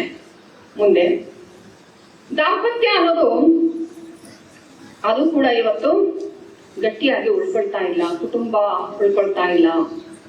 ಇದಕ್ಕೋಸ್ಕರ ದಾಂಪತ್ಯ ಎಂದು ಹಾಳಾಗಬಾರ್ದು ಅಂತ ನಳಚರಿತ್ರೆಯನ್ನು ಓದಿಸ್ತಾ ಇದ್ರಂತೆ. ಯಾಕೆ ಅಂದ್ರೆ ಎಷ್ಟೇ ಕಷ್ಟ ನಷ್ಟಗಳು ಬಂದಾಗ್ಲೂ ಕೂಡ ದಮಯಂತಿಯ ಒಂದು ಹಿತವನ್ನ ನಳ ಬಯಸ್ತಾನೆ, ನಳದ ಹಿತನವನ್ನ ದಮಯಂತಿ ಬಯಸ್ತಾಳೆ. ನಮ್ಮ ಹಿತ ನಾವು ಬಯಸ್ಕೊಳ್ಳೋದೇನು ದೊಡ್ಡದಲ್ಲ. ಇನ್ನೊಬ್ಬರ ಹಿತವನ್ನ ನಾವು ಬಯಸಿದ್ರೆ ಅವ್ರು ನಮ್ಮ ಹಿತ ತಾನೇ ಕಾಯ್ತಾರೆ. ಹಾಗಾಗಿ ಹರಿಭಕ್ತಿ ಸಾರ, ನಳಚರಿತ್ರೆ, ಮೋಹನ ತರಂಗಿಣಿ, ರಾಮಧಾನ್ಯ ಚರಿತ್ರೆ. ಕನಕದಾಸರು ಜಾತಿ ವ್ಯವಸ್ಥೆಯನ್ನ ಎಷ್ಟು ಕಹಿಯಾಗಿ ಅನುಭವಿಸಿದ್ರು ಅಂದ್ರೆ, ಎರಡು ಧಾನ್ಯಗಳ ಮೂಲಕ ಯಾವುದು ಗಟ್ಟಿ ಯಾವುದು ಅಲ್ಲ ಅನ್ನೋದನ್ನ ಹೇಳ್ತಾರೆ. ರಾಗಿ ಒಂದು ಕಿರುಧಾನ್ಯ, ಇವತ್ತದು ಸಿರಿಧಾನ್ಯವಾಗಿದೆ, ಸಿರಿಧಾನ್ಯಗಳಲ್ಲಿ ಒಂದಾಗಿದೆ. ನಮ್ಮ ಡಾಕ್ಟರ್ ಖಾದರ್ ವಲ್ಲಿ ಅವರಂತೂ ಸಿರಿಧಾನ್ಯಗಳ ಮೂಲಕ ಅನೇಕ ರೋಗಗಳನ್ನ ಇವತ್ತು ನಿವಾರಣೆ ಮಾಡ್ತಾ ಇದ್ದಾರೆ. ಕ್ಯಾನ್ಸರ್ನಂತ ರೋಗನೂ ಕೂಡ ಅವರು ತಹಬಂದಿಗೆ ತರ್ತಾ ಇದ್ದಾರೆ ಅಥವಾ ನಿವಾರಣೆಯನ್ನೇ ಮಾಡ್ತಾ ಇದ್ದಾರೆ. ಸಿರಿಧಾನ್ಯ ಅನ್ನೋದು ಬಹಳ ಸಣ್ಣ ಧಾನ್ಯಗಳು, ನೀರು ಜಾಸ್ತಿ ಬೇಕಾಗಿಲ್ಲ, ಎಂತ ಬರಗಾಲದಲ್ಲೂ ಬೆಳಿತಾವಂತ. ಆದ್ರೆ ನಾವೆಲ್ಲ ಇವತ್ತು ಅಕ್ಕಿ ಪ್ರಿಯರಾಗ್ಬಿಟ್ಟಿದ್ದೀವಿ. ಅಕ್ಕಿ ಇವತ್ತು ನಾವು ಸಣ್ಣವರಿದ್ದಾಗ 15 ದಿನಕ್ಕೊಮ್ಮೆ ಯಾವಾಗ ಮಾಡ್ತಿದ್ರ, ಅನ್ನ ಏನ್ ದಿನ ಮಾಡ್ತಿದ್ದಿಲ್ಲ. ಆದ್ರೆ ಈಗ ದಿನ ಅನ್ನ ಉಂಡು ಉಂಡು ಉಂಡು ಏನಾಗಿದ್ದೀವಿ ಅಂದ್ರೆ ಫುಟ್ಬಾಲ್ ಉಪ್ದಂಗೆ ಹೋಗ್ತಾ ಇದ್ದೀವಿ. ಅನೇಕ ರೋಗಗಳಿಗೆ ನಾವು ಬಲಿ ಆಗ್ತಾ ಇದ್ದೀವಿ. ಯಾಕೆ ಅದಕ್ಕೆ ಹೇಳ್ತಾರೆ, ಊಟ ಬಲ್ಲವನಿಗೆ ರೋಗ ಇಲ್ಲ. 2 ಧಾನ್ಯಗಳನ್ನ ಇಟ್ಕೊಂಡು ಯಾವುದು ಬೇಗ ಹಾಳಾಗುತ್ತೆ, ಯಾವುದು ಬಹುಕಾಲ ಬದುಕತ್ತೆ ಅನ್ನೋದನ್ನ ತೋರಿಸ್ಕೊಡ್ತಾರೆ. ರಾಗಿಯನ್ನ ಕೊನೆಗೆ ರಾಮನ ಬಾಯಿಂದ ರಾಮಧಾನ್ಯವಾಗಿ ಅವ್ರು ಹೇಳಿರ್ತಾರೆ. ಅಂದ್ರೆ ಯಾವುದನ್ನ ನಾವು ಕ್ಷುಲ್ಲಕವಾಗಿ, ಯಾವುದೂ ಕೂಡ ಜಗತ್ತಿನಲ್ಲಿ ಕ್ಷುಲ್ಲಕ ಇರೋದಿಲ್ಲ.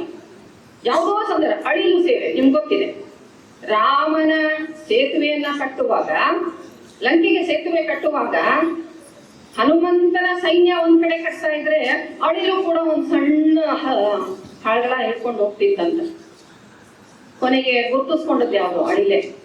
ರಾಮ 3 ಬಟ್ಟೆ ಎಳದ್ನ ಅಂತ ಹೇಳ್ತಾರೆ. ಅಂದ್ರೆ ಅದು ಆಯ್ತೋ ಬಿಡ್ತೋ, ಆದ್ರೆ ಯಾವುದೂ ಕೂಡ ಅಲಕ್ಷಿಸ ಆಗ್ಬಾರ್ದು ಅನ್ನುವಂಥದ್ದು. ಗಾಂಧೀಜಿ ಒಂದು ಹುಡುಕ್ತಾ ಇದ್ರಂತ.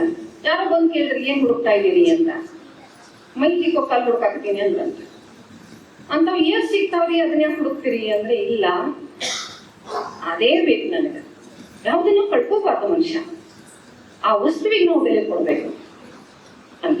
ಅಂದ್ರೆ ಒಂದು ಸಣ್ಣ ವಸ್ತು ಇದ್ರೂ ಕೂಡ ಅದನ್ನ ನಾವು ಗುರುತಿಸಿದ್ವಿ, ಅದಕ್ಕೆ ನಾವು ಮರ್ಯಾದೆ ಕೊಟ್ವಿ ಅಂದ್ರೆ ಆ ವಸ್ತು ನಮಗೆ ಮರ್ಯಾದೆಯನ್ನು ಕೊಡುತ್ತೆ ಅನ್ನುವಂಥದ್ದು.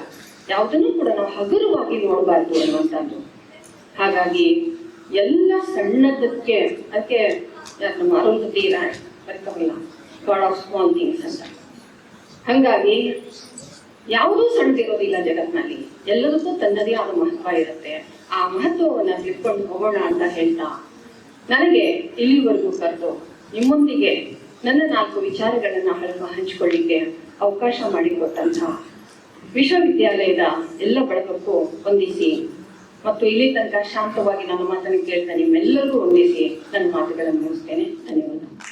ಈಗ ನಮ್ಮ 2ನೇ ಕ್ಲಾಸಿನ ವಿದ್ಯಾರ್ಥಿನಿಯಾದ ಸೃಷ್ಟಿ ಕನಕರ ಕುರಿತು ಒಂದೆರಡು ಹಿತಗಳನ್ನು ಹೇಳಕ್ ಬಂದಿದ್ದಾಳೆ. ಅವಳು, ನನ್ನ ಹೆಸರು ಸೃಷ್ಟಿ, 2ನೇ ತರಗತಿಯಲ್ಲಿ ಓದುತ್ತಿದ್ದೆ.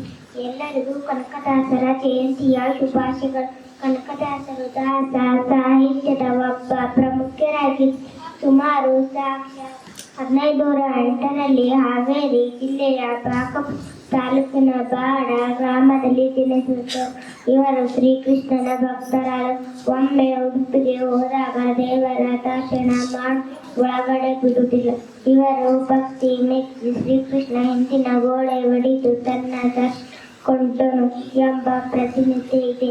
ಈಗಲೂ ಅದಕ್ಕೆ ಕನಕನ ಕಿಂಡಿ ಎನ್ನುವರು. ಇಷ್ಟು ಹೇಳಿ ಚಿಕ್ಕ ಭಾಷಣ ಮುಗಿಸುತ್ತೇನೆ. ಧನ್ಯವಾದಗಳು. ಧೈರ್ಯವಾಗಿ ಎಲ್ಲರ ಮುಂದೆ ನಿಂತು ಮಾತಾಡಿದ ಪುಟ್ಟ ಪುಟಾಣಿಗೆ ನಮ್ಮೆಲ್ಲರ ವತಿಯಿಂದ ಅಭಿನಂದನೆಗಳನ್ನ ಸಲ್ಲಿಸ್ತಾ ಇದ್ದೀವಿ. ನನ್ನ ಹೆಸರು ಶಿವಾನಿ, ನನ್ನ ತಂದೆ ಹೆಸರು ನಾಗರಾಜ್. ನಾನು 5ನೇ ತರಗತಿಯಲ್ಲಿ ಓದುತ್ತಿದ್ದೇನೆ. ವೇದಿಕೆ ಮೇಲೆ ಆಸೀನರಾದ ಮುಖ್ಯ ಗುರುಗಳೇ, ನನ್ನ ಗುರುಗಳೇ, ನನ್ನ ಎಲ್ಲ ಸ್ನೇಹಿತರಿಗೂ ಕನಕದಾಸ ಜಯಂತಿಯ ಶುಭಾಶಯಗಳು. ನಾನು ಕನಕದಾಸರು ರಚಿಸುವ ಕೃತಿಗಳ ಬಗ್ಗೆ ಹೇಳಲು ಬಯಸುತ್ತೇನೆ. ಹರಿಭಕ್ತ ಸಾರ, ರಾಮಾಯಣ ಚರಿತ್ರೆ, ಮೋಹನ್ ತರಂಗಿಣಿ ಮತ್ತು ನಳ ಚರಿತ್ರೆ ಇವೆಲ್ಲದೆ 106 ಕೀರ್ತನೆಗಳನ್ನು ರಚಿಸಿ ಜನರಲ್ಲಿ ಜಾಗೃತಿಯನ್ನು ಮಾಡಿಸಿದ್ದಾರೆ ಎಂದು ಹೇಳಿ ನಾನು ಚಿಕ್ಕ ಭಾಷಣ ಮುಗಿಸುತ್ತೇನೆ. ಜಯಂತಿ. ಧನ್ಯವಾದಗಳಮ್ಮ. ಎಲ್ಲ ಕಾವ್ಯಗಳ ಬಗ್ಗೆ ಹೇಳಿದಿ, ನೆನಪುಗಳನ್ನ ಮಾಡಿದಿ. ಹೀಗಾಗಿ ನನಗೆ ವಿಶ್ವವಿದ್ಯಾಲಯ ವತಿಯಿಂದ ತುಂಬ ಹೃದಯ ಧನ್ಯವಾದಗಳು. ದಾಸಶ್ರೇಷ್ಠ ಕನಕದಾಸರ 538ನೇ ಜಯಂತಿ ಉತ್ಸವದ ನಿಮಿತ್ತ ಸೇರಿದಂಥ ಎಲ್ಲರಿಗೂ ಈ ಶುಭ ಮುಂಜಾವಿನ ವಂದನೆಗಳು ಹಾಗೂ ಶುಭಾಶಯಗಳು. ವೇದಿಕೆ ಮೇಲಿರುವ ಎಲ್ಲ ನನ್ನ ಸಹೋದ್ಯೋಗಿಗಳೇ ಹಾಗೂ ವೇದಿಕೆ ಕೆಳಗಡೆ ಇರುವಂಥ ಎಲ್ಲ ನನ್ನ ಸಹೋದ್ಯೋಗಿಗಳೇ, ಮಿತ್ರರೇ, ಮಕ್ಕಳೇ ಹಾಗೂ ಸೇರಿದಂಥ ಇತರ ಬಂಧುಗಳೇ, ಇಂದಿನ ಮುಖ್ಯ ಅತಿಥಿಗಳಾಗಿ ಆಗಮಿಸಲು ಒಪ್ಪಿಕೊಂಡು ಕನಕದಾಸರ ಬದುಕು ಮತ್ತು ಬರಹ ಕುರಿತು ಮತ್ತು ಅವುಗಳ ಪ್ರಸ್ತುತತೆ ಕುರಿತು, ಇಂದಿನ ಸಮಾಜದಲ್ಲಿ ಪ್ರಸ್ತುತತೆ ಕುರಿತು ತಮ್ಮ ವಿಚಾರಧಾರೆಯನ್ನು ಎಲ್ಲರಿಗೂ ಅನ್ವಯ ಆಗುವಂಥ ವಿಚಾರಧಾರೆಯನ್ನು ತೆರೆದಂತಹ ಇಂದಿನ ಮುಖ್ಯ ಅತಿಥಿಗಳಂತ ಡಾಕ್ಟರ್ ಚಂದ್ರಕಲಾ ಬಿದಿರಿ, ನಿವೃತ್ತ ಪ್ರಾಧ್ಯಾಪಕರು ಹಾಗೂ ಸದಸ್ಯರು, ಕರ್ನಾಟಕ ಸಾಹಿತ್ಯ ಅಕಾಡೆಮಿ ಬೆಂಗಳೂರಿವರೆಗೆ ತುಂಬ ಹೃದಯದ ವಂದನೆಗಳು. ಮತ್ತು ತಾವು ನಮ್ಮನ್ನು ಮತ್ತು ನಮ್ಮ ಕುಲಸಚಿವರನ್ನು ಮತ್ತು ತಮ್ಮ ಗುರುಗಳಾದಂತಹ ಪೋತೆ ಅವರನ್ನ ಸನ್ಮಾನಿಸಿ ಒಂದು ಅವ್ರ ಸೀನಿಯರ್ ಡಿಪಾರ್ಟ್ಮೆಂಟ್ ಈ ಕ್ಯಾನ್ ಪ್ರೆಸೆಂಟ್ ಫೈನ್ ಹಾಗೆ ನಮ್ಮ ಪ್ರಸ್ತುತ ಕನ್ನಡ ವಿಭಾಗವನ್ನು ಮುನ್ನಡೆಸುತ್ತಿದ್ದ ಡಾಕ್ಟರ್ ಪೋತೆ ಅವರನ್ನ ಸನ್ಮಾನಿಸಿ ಒಂದು ಅವಿನಾಭಾವದ ಸಂಬಂಧವನ್ನು ವ್ಯಕ್ತಪಡಿಸಿದ್ದೀರಿ. ಇಂಥ ಮಾನವೀಯ ಸಂಬಂಧಗಳೇ ನಮ್ಮನ್ನು ಕಲಿಸಲಿಕ್ಕೆ ಯಾವತ್ತೂ ಕಾರಣ ಆಗ್ತಾವೆ. ನಾವು ಯಾಕೆ ಬಂದೀವಿ, ಯಾಕೆ ಇದ್ದೀವಿ, ಯಾವಾಗ ಇದ್ದೀವಿ ಅನ್ನೋದನ್ನ ತಾವೊಂದು ವಿಚಾರ ಗಮನಿಸಿರ್ಬಹುದು. ನಾನು ಯಾವತ್ತೂ ನನ್ನ ಶಿಕ್ಷಕರು ನೆನಪಿರ್ತೀನಿ, ಸಂದರ್ಭ ಸಿಕ್ಕಾಗೆಲ್ಲ ನೆನೆಸಿರ್ತೀನಿ, ಅಥವಾ ಯಾವ್ಯಾವ ಯಾರ್ಯಾರು ನೆನೆಸ್ಬೇಕು ಅವ್ರು ನೆನೆಸ್ಬೇಕಾಗ್ತದೆ. ಅದೊಂದು ಉತ್ತಮವಾದಂಥ ತಮ್ಮ ಕೃತಿಗೆ ಕೃತ್ಯಕ್ಕೆ ನಾನು ಕೂಡ ಆಭಾರಿಯಾಗಿದ್ದೇನೆ. ಕನಕದಾಸರ ಬಗ್ಗೆ, ಬದುಕು ಬರಹಗಳ ಬಗ್ಗೆ ನಾನು ಜಾಸ್ತಿ ಹೇಳೋದಿಲ್ಲ. ಮೇಡಮ್ ಅವರು ಹೇಳಿದ್ರು, ನಮ್ಮ ಮುದ್ದು ಪುಟಾಣಿಗಳು ಹೇಳಿದ್ರು, ಮೂರು ಬೇರೆ ಬೇರೆನೇ ಹೇಳಿದ್ರು. ಯಾರು ಏನ್ ಬರ್ದಾರ ಅಂತ ಹೇಳಿದ್ರು, ತಮ್ಮ ಬದುಕು ಅವರು ಇದ್ರ ಬಗ್ಗೆ ಸಂಕ್ಷಿಪ್ತವಾಗಿ ನಾವು 2 ನಿಮಿಷದಲ್ಲಿ 1 ನಿಮಿಷನಾಗ ಮುಗಿಸಿ ಹೋಗಿದ್ದಾರೆ. ಕನಕದಾಸರ 538ನೇ ಜಯಂತಿ ಬಾರ್ 1, ಬಾರ್ 2, ಬಾರ್ 3 ಆಚರಿಸಿರೋ ಅವರ ಭಕ್ತಿ ಭಾವ, ಅವರ ನಮನ, ಅವರ ಕಾಣಿಕೆ, ಮುದ್ದು ಮಕ್ಕಳ ಕಾಣಿಕೆ ಕನಕದಾಸರಿಗೆ ಸಲ್ಲಿಕೆ ಆಗಿದೆ. ಅವರ ಆಶೀರ್ವಾದ ಮುದ್ದು ಮಕ್ಕಳ ಮೇಲೆ ದೊರೆತು ಅವರ ಭವಿಷ್ಯ ಉಜ್ವಲ ಆಗಲಿ ಅಂತ ಹೇಳಿ ತಮ್ಮೆಲ್ಲರ ಮುಖಾಂತರ ಮತ್ತು ವಿಶ್ವವಿದ್ಯಾಲಯದ ಮುಖಾಂತರ ನಾನು ಹೆಚ್ಚಿಗೆ ಮಾತಾಡ್ಲಿಕ್ಕೆ ಇಷ್ಟಪಡೋದಿಲ್ಲ. 1-2 ಮಾತುಗಳನ್ನ ಮಾತ್ರ ಹೇಳಿಕ್ಕೆ ಇಷ್ಟಪಡ್ತೇನೆ. ಕನ್ನಡ ಮತ್ತು ಸಂಸ್ಕೃತಿ ಯಾವ್ದಾದ್ರು ಒಂದು ವಿಷಯ ನಾವು ತೆಗೆದುಕೊಂಡಾಗ ಮಹಾತ್ಮ ಗಾಂಧಿ ಅವ್ರನ್ನ ತಕ್ಕೊಳ್ರಿ, ಅಂಬೇಡ್ಕರ್ ಅವ್ರನ್ನ ತಕ್ಕೊಳ್ರಿ, ಕನಕದಾಸರನ್ನ ತಕ್ಕೊಳ್ರಿ, ಅಥವಾ ಬೇರೆ ದಾಸರನ್ನ ತಕ್ಕೊಳ್ರಿ, ಬುದ್ಧ ಅವ್ರನ್ನ ತಕ್ಕೊಳ್ರಿ, ಬಸವ ಅವ್ರನ್ನ ತಕ್ಕೊಳ್ರಿ. ಅವರು ತಮ್ಮ ಜೀವನದಲ್ಲಿ ಹಾಗೆ ಪರಿವರ್ತನೆ ಆಯ್ತು. ಮತ್ತೊಂದು ತಮ್ಮ ಕಹಿ ಅನುಭವಗಳಿಂದ ಮಾತ್ರ ಅವರು ಸಮಾಜಕ್ಕೆ ಮುನ್ಬಡಿಸಿದ್ದಾರೆ. ಅಂಥದ್ರಲ್ಲಿ ಮುಖ್ಯವಾಗಿ ಈಗ ಮೇಡಮ್ ಅವರು ಅದನ್ನು ಹೇಳಿದ್ರು, ಅಶೋಕ ಚಕ್ರವರ್ತಿ ಕೂಡ ಒಂದು ಯುದ್ಧದಲ್ಲಿ ಮನ ಪರಿವರ್ತನೆ ಆಯ್ತು. ಮಹಾದಂಡ ನಾಯಕ ತಿಮ್ಮಪ್ಪ ನಾಯಕಂದು ಕೂಡ ಪರಿವರ್ತನೆ ಆಗಿ ಅವ್ರಿಗೊಂದು ಬೋಧನೆ ಆಯ್ತು, ನೀನ್ ಮಾಡ್ಬೇಕಾಗಿದ್ದಲ್ಲ. ಅಶೋಕ ಚಕ್ರವರ್ತಿ ಪರಿವರ್ತನೆ ಆದ ನಂತರ ಬುದ್ಧ ಧರ್ಮ ಶ್ರೀಲಂಕಾ ಅಲ್ಲಿ ತನಕ ಹೋಗ್ಲಿಕ್ಕೆ ಸಾಧ್ಯ ಆಯ್ತು. ತನ್ನ ಎಲ್ಲ ಶಕ್ತಿ ಸಾಮರ್ಥ್ಯ ಎಲ್ಲವನ್ನು ಅದಕ್ಕೆ ಅವರು ಅರ್ಪಿಸಿದರು. ಹೀಗಾಗಿ ಇವರು ತಿಮ್ಮನಾಯಕ ತಮ್ಮ ವೈಯಕ್ತಿಕ ಶಕ್ತಿ ಸಾಮರ್ಥ್ಯ ಎಲ್ಲವನ್ನು ಅದಕ್ಕೆ ಅನ್ವಯಿಸಿದ್ರು. ನಿಜವಾದ ದಾಸನಂತೆ ಸಂಚರಿಸಿ ತಮ್ಮ ಕೀರ್ತನೆ ಮತ್ತೊಂದರ ಮುಖಾಂತರ ಸಮಾಜದ ಧ್ವನಿ ಆದ. ನಾನು ಯಾವತ್ತೂ ದಾಸರನ್ನ ಸಮಾಜದ ಧ್ವನಿ ಅಂತ ಹೇಳ್ತೀನಿ, ಅಥವಾ ಅವತ್ತಿನ ಕ್ರಿಟಿಕ್ ಅಂತ ಅಂದ್ಕೊಡ್ರಿ, ಅವತ್ತಿನ ಟೀಕಾಕಾರರನ್ನು ಆಗ್ತದೆ. ಏನಿದೆ ಅದನ್ನ, ಯಾಕಂದ್ರೆ ಅವ್ರಿಗೆ ಏನು ಊಟ ಸಿಕ್ತು ಸಿಕ್ತಿದ್ರೆ ಇಲ್ಲ, ಮಲ್ಕೊಳಕ್ ಜಾಗ ಸಿಕ್ತು ಅವ್ರು ಯಾವ್ದು ಅವನೇನು ಮಾಡ್ತಿಲ್ಲ. ನಿಲ್ಲಂದ್ರೆ ನಿಲ್ತಿದ್ರು, ಹೋಗಂದ್ರೆ ಹೋಗ್ತಿದ್ರು. ಅದಕ್ಕೆ ಯಾರು ಸುಮ್ಮನೆ ಹೊಂಟಿದ್ರು, ಹಿಂಗೆ ಹೊಂಟಿ ದಾಸ್ ಹೊಂಟಂಗ ಅಂತ ಹೇಳಿ ಅಂತಿದ್ರು. ಅದು ದಾಸರಂದ್ರೆ ಹೆಂಗೆ ಅವ್ರಿಗೆ ಏನ್ ಬೇಕು ಅವರು ಯಾರು ಊಟ ಕೊಟ್ಟರು ಊಟ ಮಾಡ್ತಿದ್ರು, ಇಲ್ಲ ಅಂತಂದ್ರ ಇಲ್ಲ. ಸೊ ಪರಿವರ್ತನೆಯ ಹರಿಕಾರ ಆಗ್ತಾರೆ ಎಲ್ಲ ದಾಸರು ಮತ್ತೆ ಕನಕದಾಸರು ಕೂಡ. ಮತ್ತು ವಿಶೇಷವಾಗಿ ಮೂಢನಂಬಿಕೆಗಳನ್ನ ಎತ್ತೆತ್ತಿ ತೋರಿಸಿದವರು ಮತ್ತು ಪ್ರಸ್ತುತ ವ್ಯವಸ್ಥೆ ವಿರುದ್ಧ ನಿಂತು ಮಾತನಾಡಿದವರು, ಗಟ್ಟಿಯಾದ ಧ್ವನಿ ಎತ್ತಿದವರು ಸಂತ ಕನಕದಾಸರು ಅಂತ ಹೇಳಿ ಮೇಡಮ್ ಅವ್ರು ಹೇಳಿದ್ರು. ಅದು ಕೂಡ ಒಂದು ಪ್ರತಿಯೊಬ್ಬರಿಗೂ ತಿಳಿದಿತ್ತು ಮತ್ತು ಅದನ್ನ ಎಲ್ಲರೂ ಅರ್ಥಕೋಬೇಕು. ಮತ್ತು ಆಗಿಂದಾಗ ಅಂತ ಧ್ವನಿಗಳು ಆಗ್ಬೇಕು. ಇಲ್ಲ ಅಂತಂದ್ರೆ ನಾವು ಅವ್ರ ಹೆಸರಿನಲ್ಲೇನ ಇನ್ನೂ ನಾವು ಅವ್ರು ಹೇಳಿದಂಗೆ ಕೇಳ್ತೀವಿ, ಇನ್ನೂ ಮಾಡ್ತೀವಿ, ನಾವು ಧ್ವನಿ ಎತ್ತಲ್ಲ ಅಂತಂದ್ರೆ ಅದು ತಪ್ಪು. ಇಂಥ ಜಯಂತಿಗಳನ್ನ ಆಚರಿಸೋದು ನಮಗೆ ನಾವು ಅವ್ರು ಏನ್ ಮಾಡಿದ್ರು ಅದನ್ನ ಹೆಂಗ್ ಮುಂದೆ ತಗೊಂಡು ಹೋಗ್ಬೇಕು, ನಾವ್ ಯಾವಾಗ ಧ್ವನಿ ಎತ್ತಬೇಕು ಅನ್ನುವಂಥದ್ದನ್ನ ತಿಳುವಳಿಕೆ ಮಾಡಿಕೊಡ್ಲಿಕ್ಕೆ. ಅದನ್ನೇ ಮತ್ತು ಕನ್ನಡ ಸಂಸ್ಕೃತಿ ಇಲಾಖೆ ಮನುವಿಕಲಂ ಅಧ್ಯಯನ ವಿಧಾನ ಅನ್ನುವಂಥ ಒಂದು ದೃಶ್ಯ ನಾಟಕ ಮಾಡ್ತಾರೆ. 4-5 ತಾಸಿನ ದೃಶ್ಯ ಮಾಡ್ತಾರೆ. ಅದ್ರ ಒಂದು ಪಾಠ ಬರ್ತದೆ ಇದಷ್ಟೇ. ಬಹಳ ಚೆನ್ನಾಗಿ ನಿರೂಪಣೆ ಮಾಡ್ತಾರೆ. ಈ ಕನಕದಾಸರಿಗೆ ಸೇರಿದಂಥದ್ದು. ಅವರು ಅಲ್ಲಿ ಇರುವಂತ ಪೂಜಾರಿಗಳು ಅವ್ರು ಹೇಳ್ತಾರೆ, ಕನಕದಾಸ ಹೊರಗೆ ಬಂದು ನಾನು ದೇವರನ್ನು ಕಾಣ್ಬೇಕು, ಒಳಗೆ ದನ ಕಾಯಲ್ಲ, ದೇವರ ದರ್ಶನ ಕೊಡೋದಿಲ್ಲ, ನೀನ್ ನಡಿ ಅಂತ. ಒಳಗಿರೋನು ಅವನೇ ಅಲ್ಲ ಸ್ವಾಮಿ ಅಂತ ಅಂತಾರೆ. ಸತ್ಯ.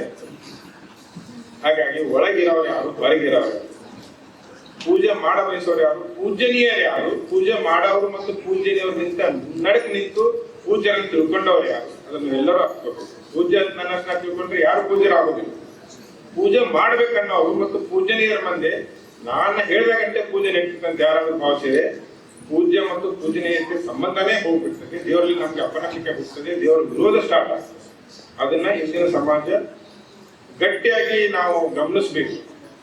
ಆಗ್ಲಿಲ್ಲ ನಿಮ್ಮನ್ನ ಯಾರು ಮಾಡಕ್ ಬಿಡಾತಿಲ್ಲ ಅಂತಂದ್ರೆ ಮನದಲ್ಲಿ ನೆನೆಯಲ್ಲಿ ದೇವ್ರನ್ನ ದೊಡ್ಡವ್ರು ಮಾಡಿ. ನಡಿನವ್ರು ಯಾರು ದೊಡ್ಡವ್ರು, ನಡಿನವ್ರು ದೊಡ್ಡವ್ರು ಮಾಡಕತ್ತೀರಿ, ಅಲ್ಲಿಗೆ ತಾವು ಮತ್ತೊಂದು ಬೇರೆ ಒಂದು ಪಂಥವನ್ನ ಎತ್ತಿ ಕಟ್ತಾ ಇದ್ದೀರಿ ಅನ್ನೋದನ್ನ ದಾಸರು ಹೇಳಿ. ಆಮೇಲೆ ಈ ಕನಕದಾಸ ಜಯಂತಿ ಉತ್ಸವ ಮೊದಲಿನಿಂದ ಆಫೀಸಿಯಲಿ ಇರಲಿಲ್ಲ. ಹೀಗಾಗಿ ಈ ಪರಂಪರೆಯನ್ನು ಯಾರು ಹಾಕಿದ್ರು ಕೂಡ ಅದು ಅವ್ರನ್ನು ಕೂಡ ನಾನು ನೆನೆಸ್ಬೇಕಾಗಿದೆ. ಕಾಗಿನೆಲಕ್ಕೆ ಒಂದು ಪ್ರಾಧಿಕಾರ ಇರಲಿಲ್ಲ. ಕನಕ ಜಯಂತಿಯನ್ನು ವಿದ್ಯುಕ್ತವಾಗಿ ಆಚರಿಸ್ಬೇಕಂತಿರ್ಲಿಲ್ಲ, ಅದಕ್ಕೆ ರಜೆ ಅನ್ನೋದು ಇರಲಿಲ್ಲ. ಹೀಗಾಗಿ ಪ್ರಪ್ರಥಮವಾಗಿ ನಾನು ಯಾರು ನೆನೆಸ್ಬೇಕು ಮಾಡ್ತಂದ್ರೆ ನಮ್ಮ ದಿವಂಗತ ಮುಖ್ಯಮಂತ್ರಿಗಳು ಸನ್ಮಾನ್ಯ ಬಂಗಾರಪ್ಪ ಅವರಿಂದ ಪ್ರಾರಂಭ ಆಯಿತು. ಮೇ ಬಿ 90 or 91 ಅವರು ಚೀಫ್ ಮಿನಿಸ್ಟರ್ ಅವಾಗ ಶುರು ಆಗಿ. ಆಮೇಲೆ ಅವರು ಮಧ್ಯಾಹ್ನ ಎಲ್ಲ ಅವತ್ತಿನ ಪ್ರೋಗ್ರಾಮ್ ಎಲ್ಲ ಟಿವಿ ಒಳಗೆ ಬರ್ತಿತ್ತು. Some black and white TV, colour TV ಯಾವುದೇ ಇದ್ರು ಅದು ಬರ್ತಿತ್ತು. ಕನಕದಾಸ ಜಯಂತಿ ಶುರು ಆಯಿತು. ಪ್ರಾಧಿಕಾರ ಆಗಿ ಪ್ರಾಧಿಕಾರಕ್ಕೆ ಸಾಕಷ್ಟು ದುಡ್ಡು ಮತ್ತೊಂದು ಬಂದಿದ್ದು ಸನ್ಮಾನ್ಯ ಯಡಿಯೂರಪ್ಪ ಅವ್ರನ್ನೂ ಕೂಡ ನಾನು ವಿನೀತದಿಂದ ತಮ್ಮೆಲ್ಲರ ಪರವಾಗಿ ಮತ್ತು ಈ ಇಬ್ಬರು ಸನ್ಮಾನ್ಯರನ್ನ ವಿನೀತ ಭಾವನೆಯಿಂದ ನಾನು ಬಂಗಾರಪ್ಪನವ್ರನ್ನ ಮತ್ತು ಯಡಿಯೂರಪ್ಪವ್ರನ್ನ ವಿಶ್ವವಿದ್ಯಾಲಯದ ಪರವಾಗಿ ವಿನೀತ ಭಾವನೆಯಿಂದ ನೆನೀತೇನೆ. ಯಾಕಂತಂದ್ರೆ ಒಂದು ಕಾರ್ಯಕ್ರಮ ಮತ್ತೊಂದು ಆದಾಗ ಕೂಡ ಆಫೀಸಿಯಲಿ ನಾವು ನೆನೆಸಕ್ ಶುರು ಮಾಡ್ತೀವಿ. ಅದರೊಳಗೆ ನಮ್ಮಕ್ಕೆ ನಾವು ಇವತ್ತು ಯಾರೋ ನೆನೆಸ್ತೀವಿ, ನಮ್ಮ ನೆನೆಸ್ತೀವಿ, ಬೇಕಾದ್ರೆ ಎಷ್ಟು ವ್ಯಾಪಾರ ಮಾಡ್ತೀವಿ ಇಲ್ಲ. ಆಮೇಲೆ 2-3 ಬಾರಿ ಕಳಿಸಿದ್ರೆ ಮುಂದೆ ಬರ್ತಿದ್ದೆ I don't belong to this community. ಅದು ಒಂಥರ ಕ್ರಾಸ್ ಚೆಕಿಂಗ್ ಇದ್ದಂಗೆ. ಮೇಡಮ್ ಬರೀ ಕೇಳ್ತಾರಲ್ಲ ಬೇರೆ ಬೇರೆ ಖಾತೆ ಬನ್ನಿ ಅವ್ರು ನಿಮ್ಗೆ 10 SMS ಒಬ್ಬರ ಕಡೆಯಿಂದ ಬರಕಪ್ಪಿಲ್ಲ ಕ್ರಾಸ್ ಚೆಕ್ ಮಾಡತ್ತಾರೆ ಅಂತ ಎಲ್ಲಾ ತರ ನಡೀತಾರೆ. ಅವು ವ್ಯಕ್ತಿಗಳ ಸಮಾಜದ ಒಂದು ಭಾಗ, ಅವನ್ನ ತಗೊಂಡನೆ ಹೋಗೋಣ, ತೊಂದರೆ ಇಲ್ಲ.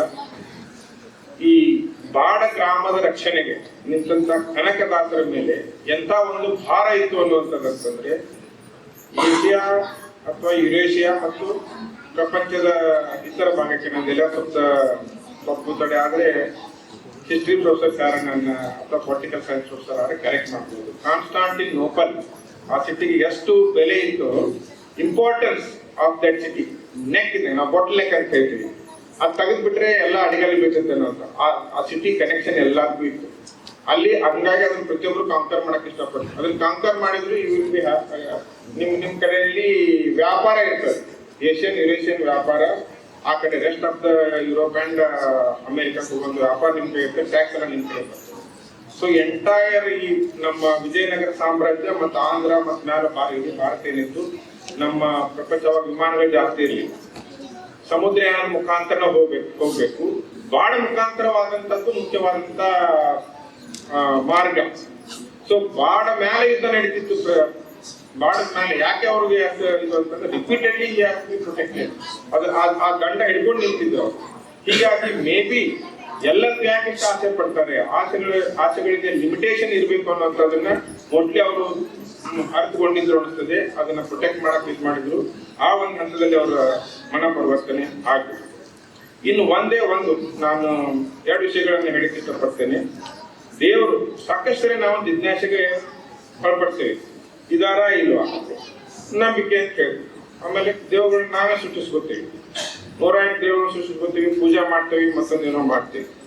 ಕೃಷ್ಣನ ವಿಷಯ ಬಂದಾಗ ಕೆಲವರು ಬರೀತಾರೆ, ಕೃಷ್ಣ ಇದ್ರು, ಜನ್ಮಸ್ಥಳ ಇದೆ, ಮತ್ತೊಂದಿದೆ, ರಾಮ ಇದ್ರು, ಅಯೋಧ್ಯೆ ಇದೆಯಲ್ವಾ ಈಗ ಅಂದ್ರೆ ರಾಮ ಇದ್ರು ಅಂತ. ಸೊ ಆ ವಿಚಾರಕ್ಕೆ ನಾನು ಹೋಗೋದಿಲ್ಲ. ಆದ್ರೆ ಕನಕದಾಸರ ಮುಖಾಂತರ ಕೃಷ್ಣ ಬದುಕಿದ್ದ ಅಥವಾ ಬದುಕಿದಾನೆ ಆ ಮೂರ್ತಿಯಲ್ಲಿ ಅನ್ನೋದಕ್ಕೆ ಮತ್ತೊಂದು ಪುರಾವೆ ಸಿಕ್ತು ಅಂತಂದ್ರೆ, ಕನಕನ ಧ್ವನಿಗೆ ಹೋಗೋಷ್ಟು ಕೃಷ್ಣ ತಿರುಗಿದ. ಪ್ರಪಂಚದಲ್ಲಿ ಯಾವುದೇ ದೇವರು ತನ್ನ ಮೂಲ ಸ್ಥಾನಕ್ಕೆ ಬೆನ್ನು ಮಾಡಿ ನಿಂತಿಲ್ಲ, ಜನತೆಗೆ ಮುಖ ಕೊಟ್ಟು ನಿಂತ. ಇವರು ಜನತೆಗೆ ಮುಖ ಕೊಟ್ಟು ನಿಂತಿಲ್ಲ. ಕನಕದಾಸ ಯಾವ ಕಡೆ ಮುಖ ಮಾಡಿ ನಿಂತಾನೆ, ಅವ್ರಿಗೆ ಮುಖ ತಿರುಗಿ ಟರ್ನ್ ಆಗಿಲ್ಲ. ಸುಮ್ಮನೆ ಟರ್ನ್ ಆಗಿದ್ದು ನಮ್ದೇವ್ ಅಂತಂದ್ರೆ ಅವರು ಇದ್ರು, ತನ್ನ ಭಕ್ತಿಯಲ್ಲಿ ಅಂತ ಪ್ರಭಾವ ಇತ್ತು. ಆ ಭಕ್ತಿ ಯಾರು ಪಡಿಸಿದ್ರು ಅನ್ನೋದು ನಾವು ಬೇಕಾದ್ರೆ ಒಂದು ಕ್ಷಣಕ್ಕೆ ನಾವು ಅದನ್ನ ಮರೆಮಾಚಬಹುದು. ಕನಕದಾಸರು ಮಾಡಿದ್ರು ಅನ್ಬೋದು, ನಾವು ಬೇಡಪ್ಪ ಕನಕದಾಸ ಮಾಡಿಲ್ಲ, ಇನ್ನೂ ಬೇಡ ಮಾಡ್ಬೇಕಂತ ಟೇಕ್ ದಟ್ ಎಕ್ಸಾಂಪಲ್, ಭಾರತದ ಮಾಫ್. ಬಟ್ ಒಂದು ಭಕ್ತಿಯ ಶಕ್ತಿ, ಅದು ಒಂದು ಭಕ್ತಿಯ ಶಕ್ತಿಯನ್ನು ತೋರಿಸಿದಂಥವ್ರು ಕನಕದಾಸರು. ಮತ್ತೆ ತಾವೆಲ್ಲ ಅವರ ಬರಹಗಳ ಬಗ್ಗೆ ಹೇಳಿದ್ರಿ. ಮೋಹನ ತರಂಗಿಣಿ ನೋಡುವಂತ ಅವಕಾಶ ಒಂದ್ಸರಿ ನಮಗೆ ಸಿಕ್ಕಿತ್ತು. ಅದು ಕದರ ಮಂಡಳಿಗೆ ಆದ ನಂತರ ಒಂದು ಔಟ್ಸ್ಕರ್ಟ್ ನಲ್ಲಿ ಒಂದು ಹಳ್ಳಿನಲ್ಲಿ ಇದೆ ಅಂತ ಹೇಳ್ತಾರೆ. ಕರೆದಿಗೆ ಏನಾದರೂ ಅದ್ರ ಬಗ್ಗೆ ಯಾರು ಇದ್ರೆ ಹೇಳಬೇಕು ಸಾಧ್ಯತೆಲ್ಲ, ಅಥವಾ ಇತಿಹಾಸಕಾರರು ಕನ್ನಡ ಪಂಡಿತರು ಇದ್ರೆ ಅಂತ ಹೇಳಿ. ನಾವು ಒಂದ್ಸರಿ ಹೋಗಿದ್ವಿ ಗದಗ ಮಂಡಲಿದ್ದಾಗ ಅವ್ರ ಕಟ್ಟೊಂದು ಯಾವುದೋ ಒಂದು ಪುರಂದರ ಟೆಂಪಲ್, ಇನ್ನೊಂದು ಸಣ್ಣ ಟೆಂಪಲ್ ಇದೆ, ಅರ್ಧ ಸಂಕನ ಆದಂಗೆ ಆಗಿದೆ. ಯಾರು ಒಂದು ಕಿಲಿ ತೆಗಿ ಅಲ್ಲಿ ಇದೆ ಅಂತ ಹೇಳ್ತಾರೆ. ತಾವು ಯಾಕಂದ್ರೆ ಸಂಶೋಧಕರಿಗೆ ಯಾವತ್ತೂ ರಿಟೈರ್ಮೆಂಟ್ ಇರುವುದಿಲ್ಲ, ನೋಡಿ ಅಧ್ಯಯನ ಮಾಡಿರ್ಬೋದು ಅಂತ ಹೇಳ್ತೇನೆ ನಾನು. ಅಧ್ಯಯನ ಮಾಡ್ಲಿಕ್ಕೆ ಮತ್ತೊಂದಕ್ಕೆ ಇನ್ನೊಂದು ಅವಕಾಶ ಇದಾವೆ. ನನಗೊಂದು ಸುಮ್ಮನೆ ಇಲ್ಲೊಂದು ದರ್ಶನ ಮಾಡುವಂತ ಅವಕಾಶ ಅಂತೂ ಆಗಿಲ್ಲ. ಇವನ್ನ ನಾವು ದರ್ಶನ ಮಾಡಬೇಕು. ಈ ಕೀರ್ತನಕಾರರು ಮತ್ತೆ ಬೇರೆ ಬೇರೆ ಪುಣ್ಯಾತ್ಮರು ಬರೆದಂತ ಬರಹಗಳನ್ನ, ಅವರ ಬರವಣಿಗೆಗಳು, ಹಸ್ತಪ್ರತಿಗಳಿದ್ದಾವೆ. ಕೊನೆ ಪಕ್ಷ ಈಗ ನಮ್ಮ ಮುಂದೆ ಇದಾವ ಅಂತಂದ್ರೆ ಕೊನೆ ಪಕ್ಷ ಅವುಗಳ ದರ್ಶನ ಆದ್ರೆ ಕೂಡ ಅದನ್ನು ನಮಗೆ ವಿನೀತ ಭಾವನೆ ಅಂತ ಹೇಳಿ ಮುಗಿಸಿ ಎಲ್ಲರಿಗೂ ವಂದಿಸಿ ನನ್ನ ಮಾತು. ಎಲ್ಲರಿಗೂ ಶ್ರೀ ದಾಸಕನಕದಾಸ ಜಯಂತ್ಯೋತ್ಸವ ಸಮಾರಂಭಕ್ಕೆ ಆತ್ಮೀಯವಾಗಿ ಸ್ವಾಗತ ಕೋರುತ್ತಾ, ಇಲ್ಲಿವರೆಗೆ ಸುಸೂತ್ರವಾಗಿ ನಡೆದು ಬಂದ ಕನಕದಾಸ ಜಯಂತ್ಯೋತ್ಸವದ ಘನಾಧ್ಯಕ್ಷತೆಯನ್ನು ವಹಿಸಿರುವ ನಿಮ್ಮೆಲ್ಲರ ಹೆಮ್ಮೆಯ ಕುಲಪತಿಗಳಾದಂಥ ಪ್ರೊಫೆಸರ್ ಶಶಿಕಾಂತ್ ಎಸ್ ಹುಕ್ಕೇರಿಯವರಿಗೆ, ಹುಕ್ಕೇರಿಯವರು ಈ ಕಾರ್ಯಕ್ರಮದಲ್ಲಿ ಭಾಗವಹಿಸಿ ಒಳ್ಳೆಯ ಯಶಸ್ವಿದಾಯಕವಾದಂತಹ ಸಂದೇಶಗಳನ್ನು ಸಾರಿದ್ದಕ್ಕಾಗಿ ಅವರಿಗೆ ವೇದಿಕೆ ಪರವಾಗಿ, ನನ್ನ ಪರವಾಗಿ, ತಮ್ಮೆಲ್ಲರ ಪರವಾಗಿ ಹೃದಯಪೂರ್ವಕ ಅಭಿನಂದನೆಗಳನ್ನು ಸಲ್ಲಿಸುತ್ತೇನೆ ಸರ್. ಹಾಗೂ ದಾಸ ಸಾಹಿತ್ಯದ ವಿಷಯವನ್ನು ನಮ್ಮೆಲ್ಲರಿಗೆ ಜ್ಞಾನ ಭಂಡಾರವನ್ನು ಉಳಿಸಿ ಮನಸ್ಸಿಗೆ ತೃಪ್ತಿಯನ್ನು ನೀಡುವಂತಹ ನಿವೃತ್ತ ಪ್ರಾಧ್ಯಾಪಕರು ಹಾಗೂ ಕರ್ನಾಟಕ ಸಾಹಿತ್ಯ ಅಕಾಡೆಮಿಯ ಬೆಂಗಳೂರು ಆದಂಥ ಡಾಕ್ಟರ್ ಚಂದ್ರಕಲಾ ಬಿದ್ರಿ ಅವರಿಗೆ ಹೃದಯಪೂರ್ವಕವಾದಂತಹ ಅಭಿನಂದನೆಗಳನ್ನು ಸಲ್ಲಿಸುತ್ತೇನೆ.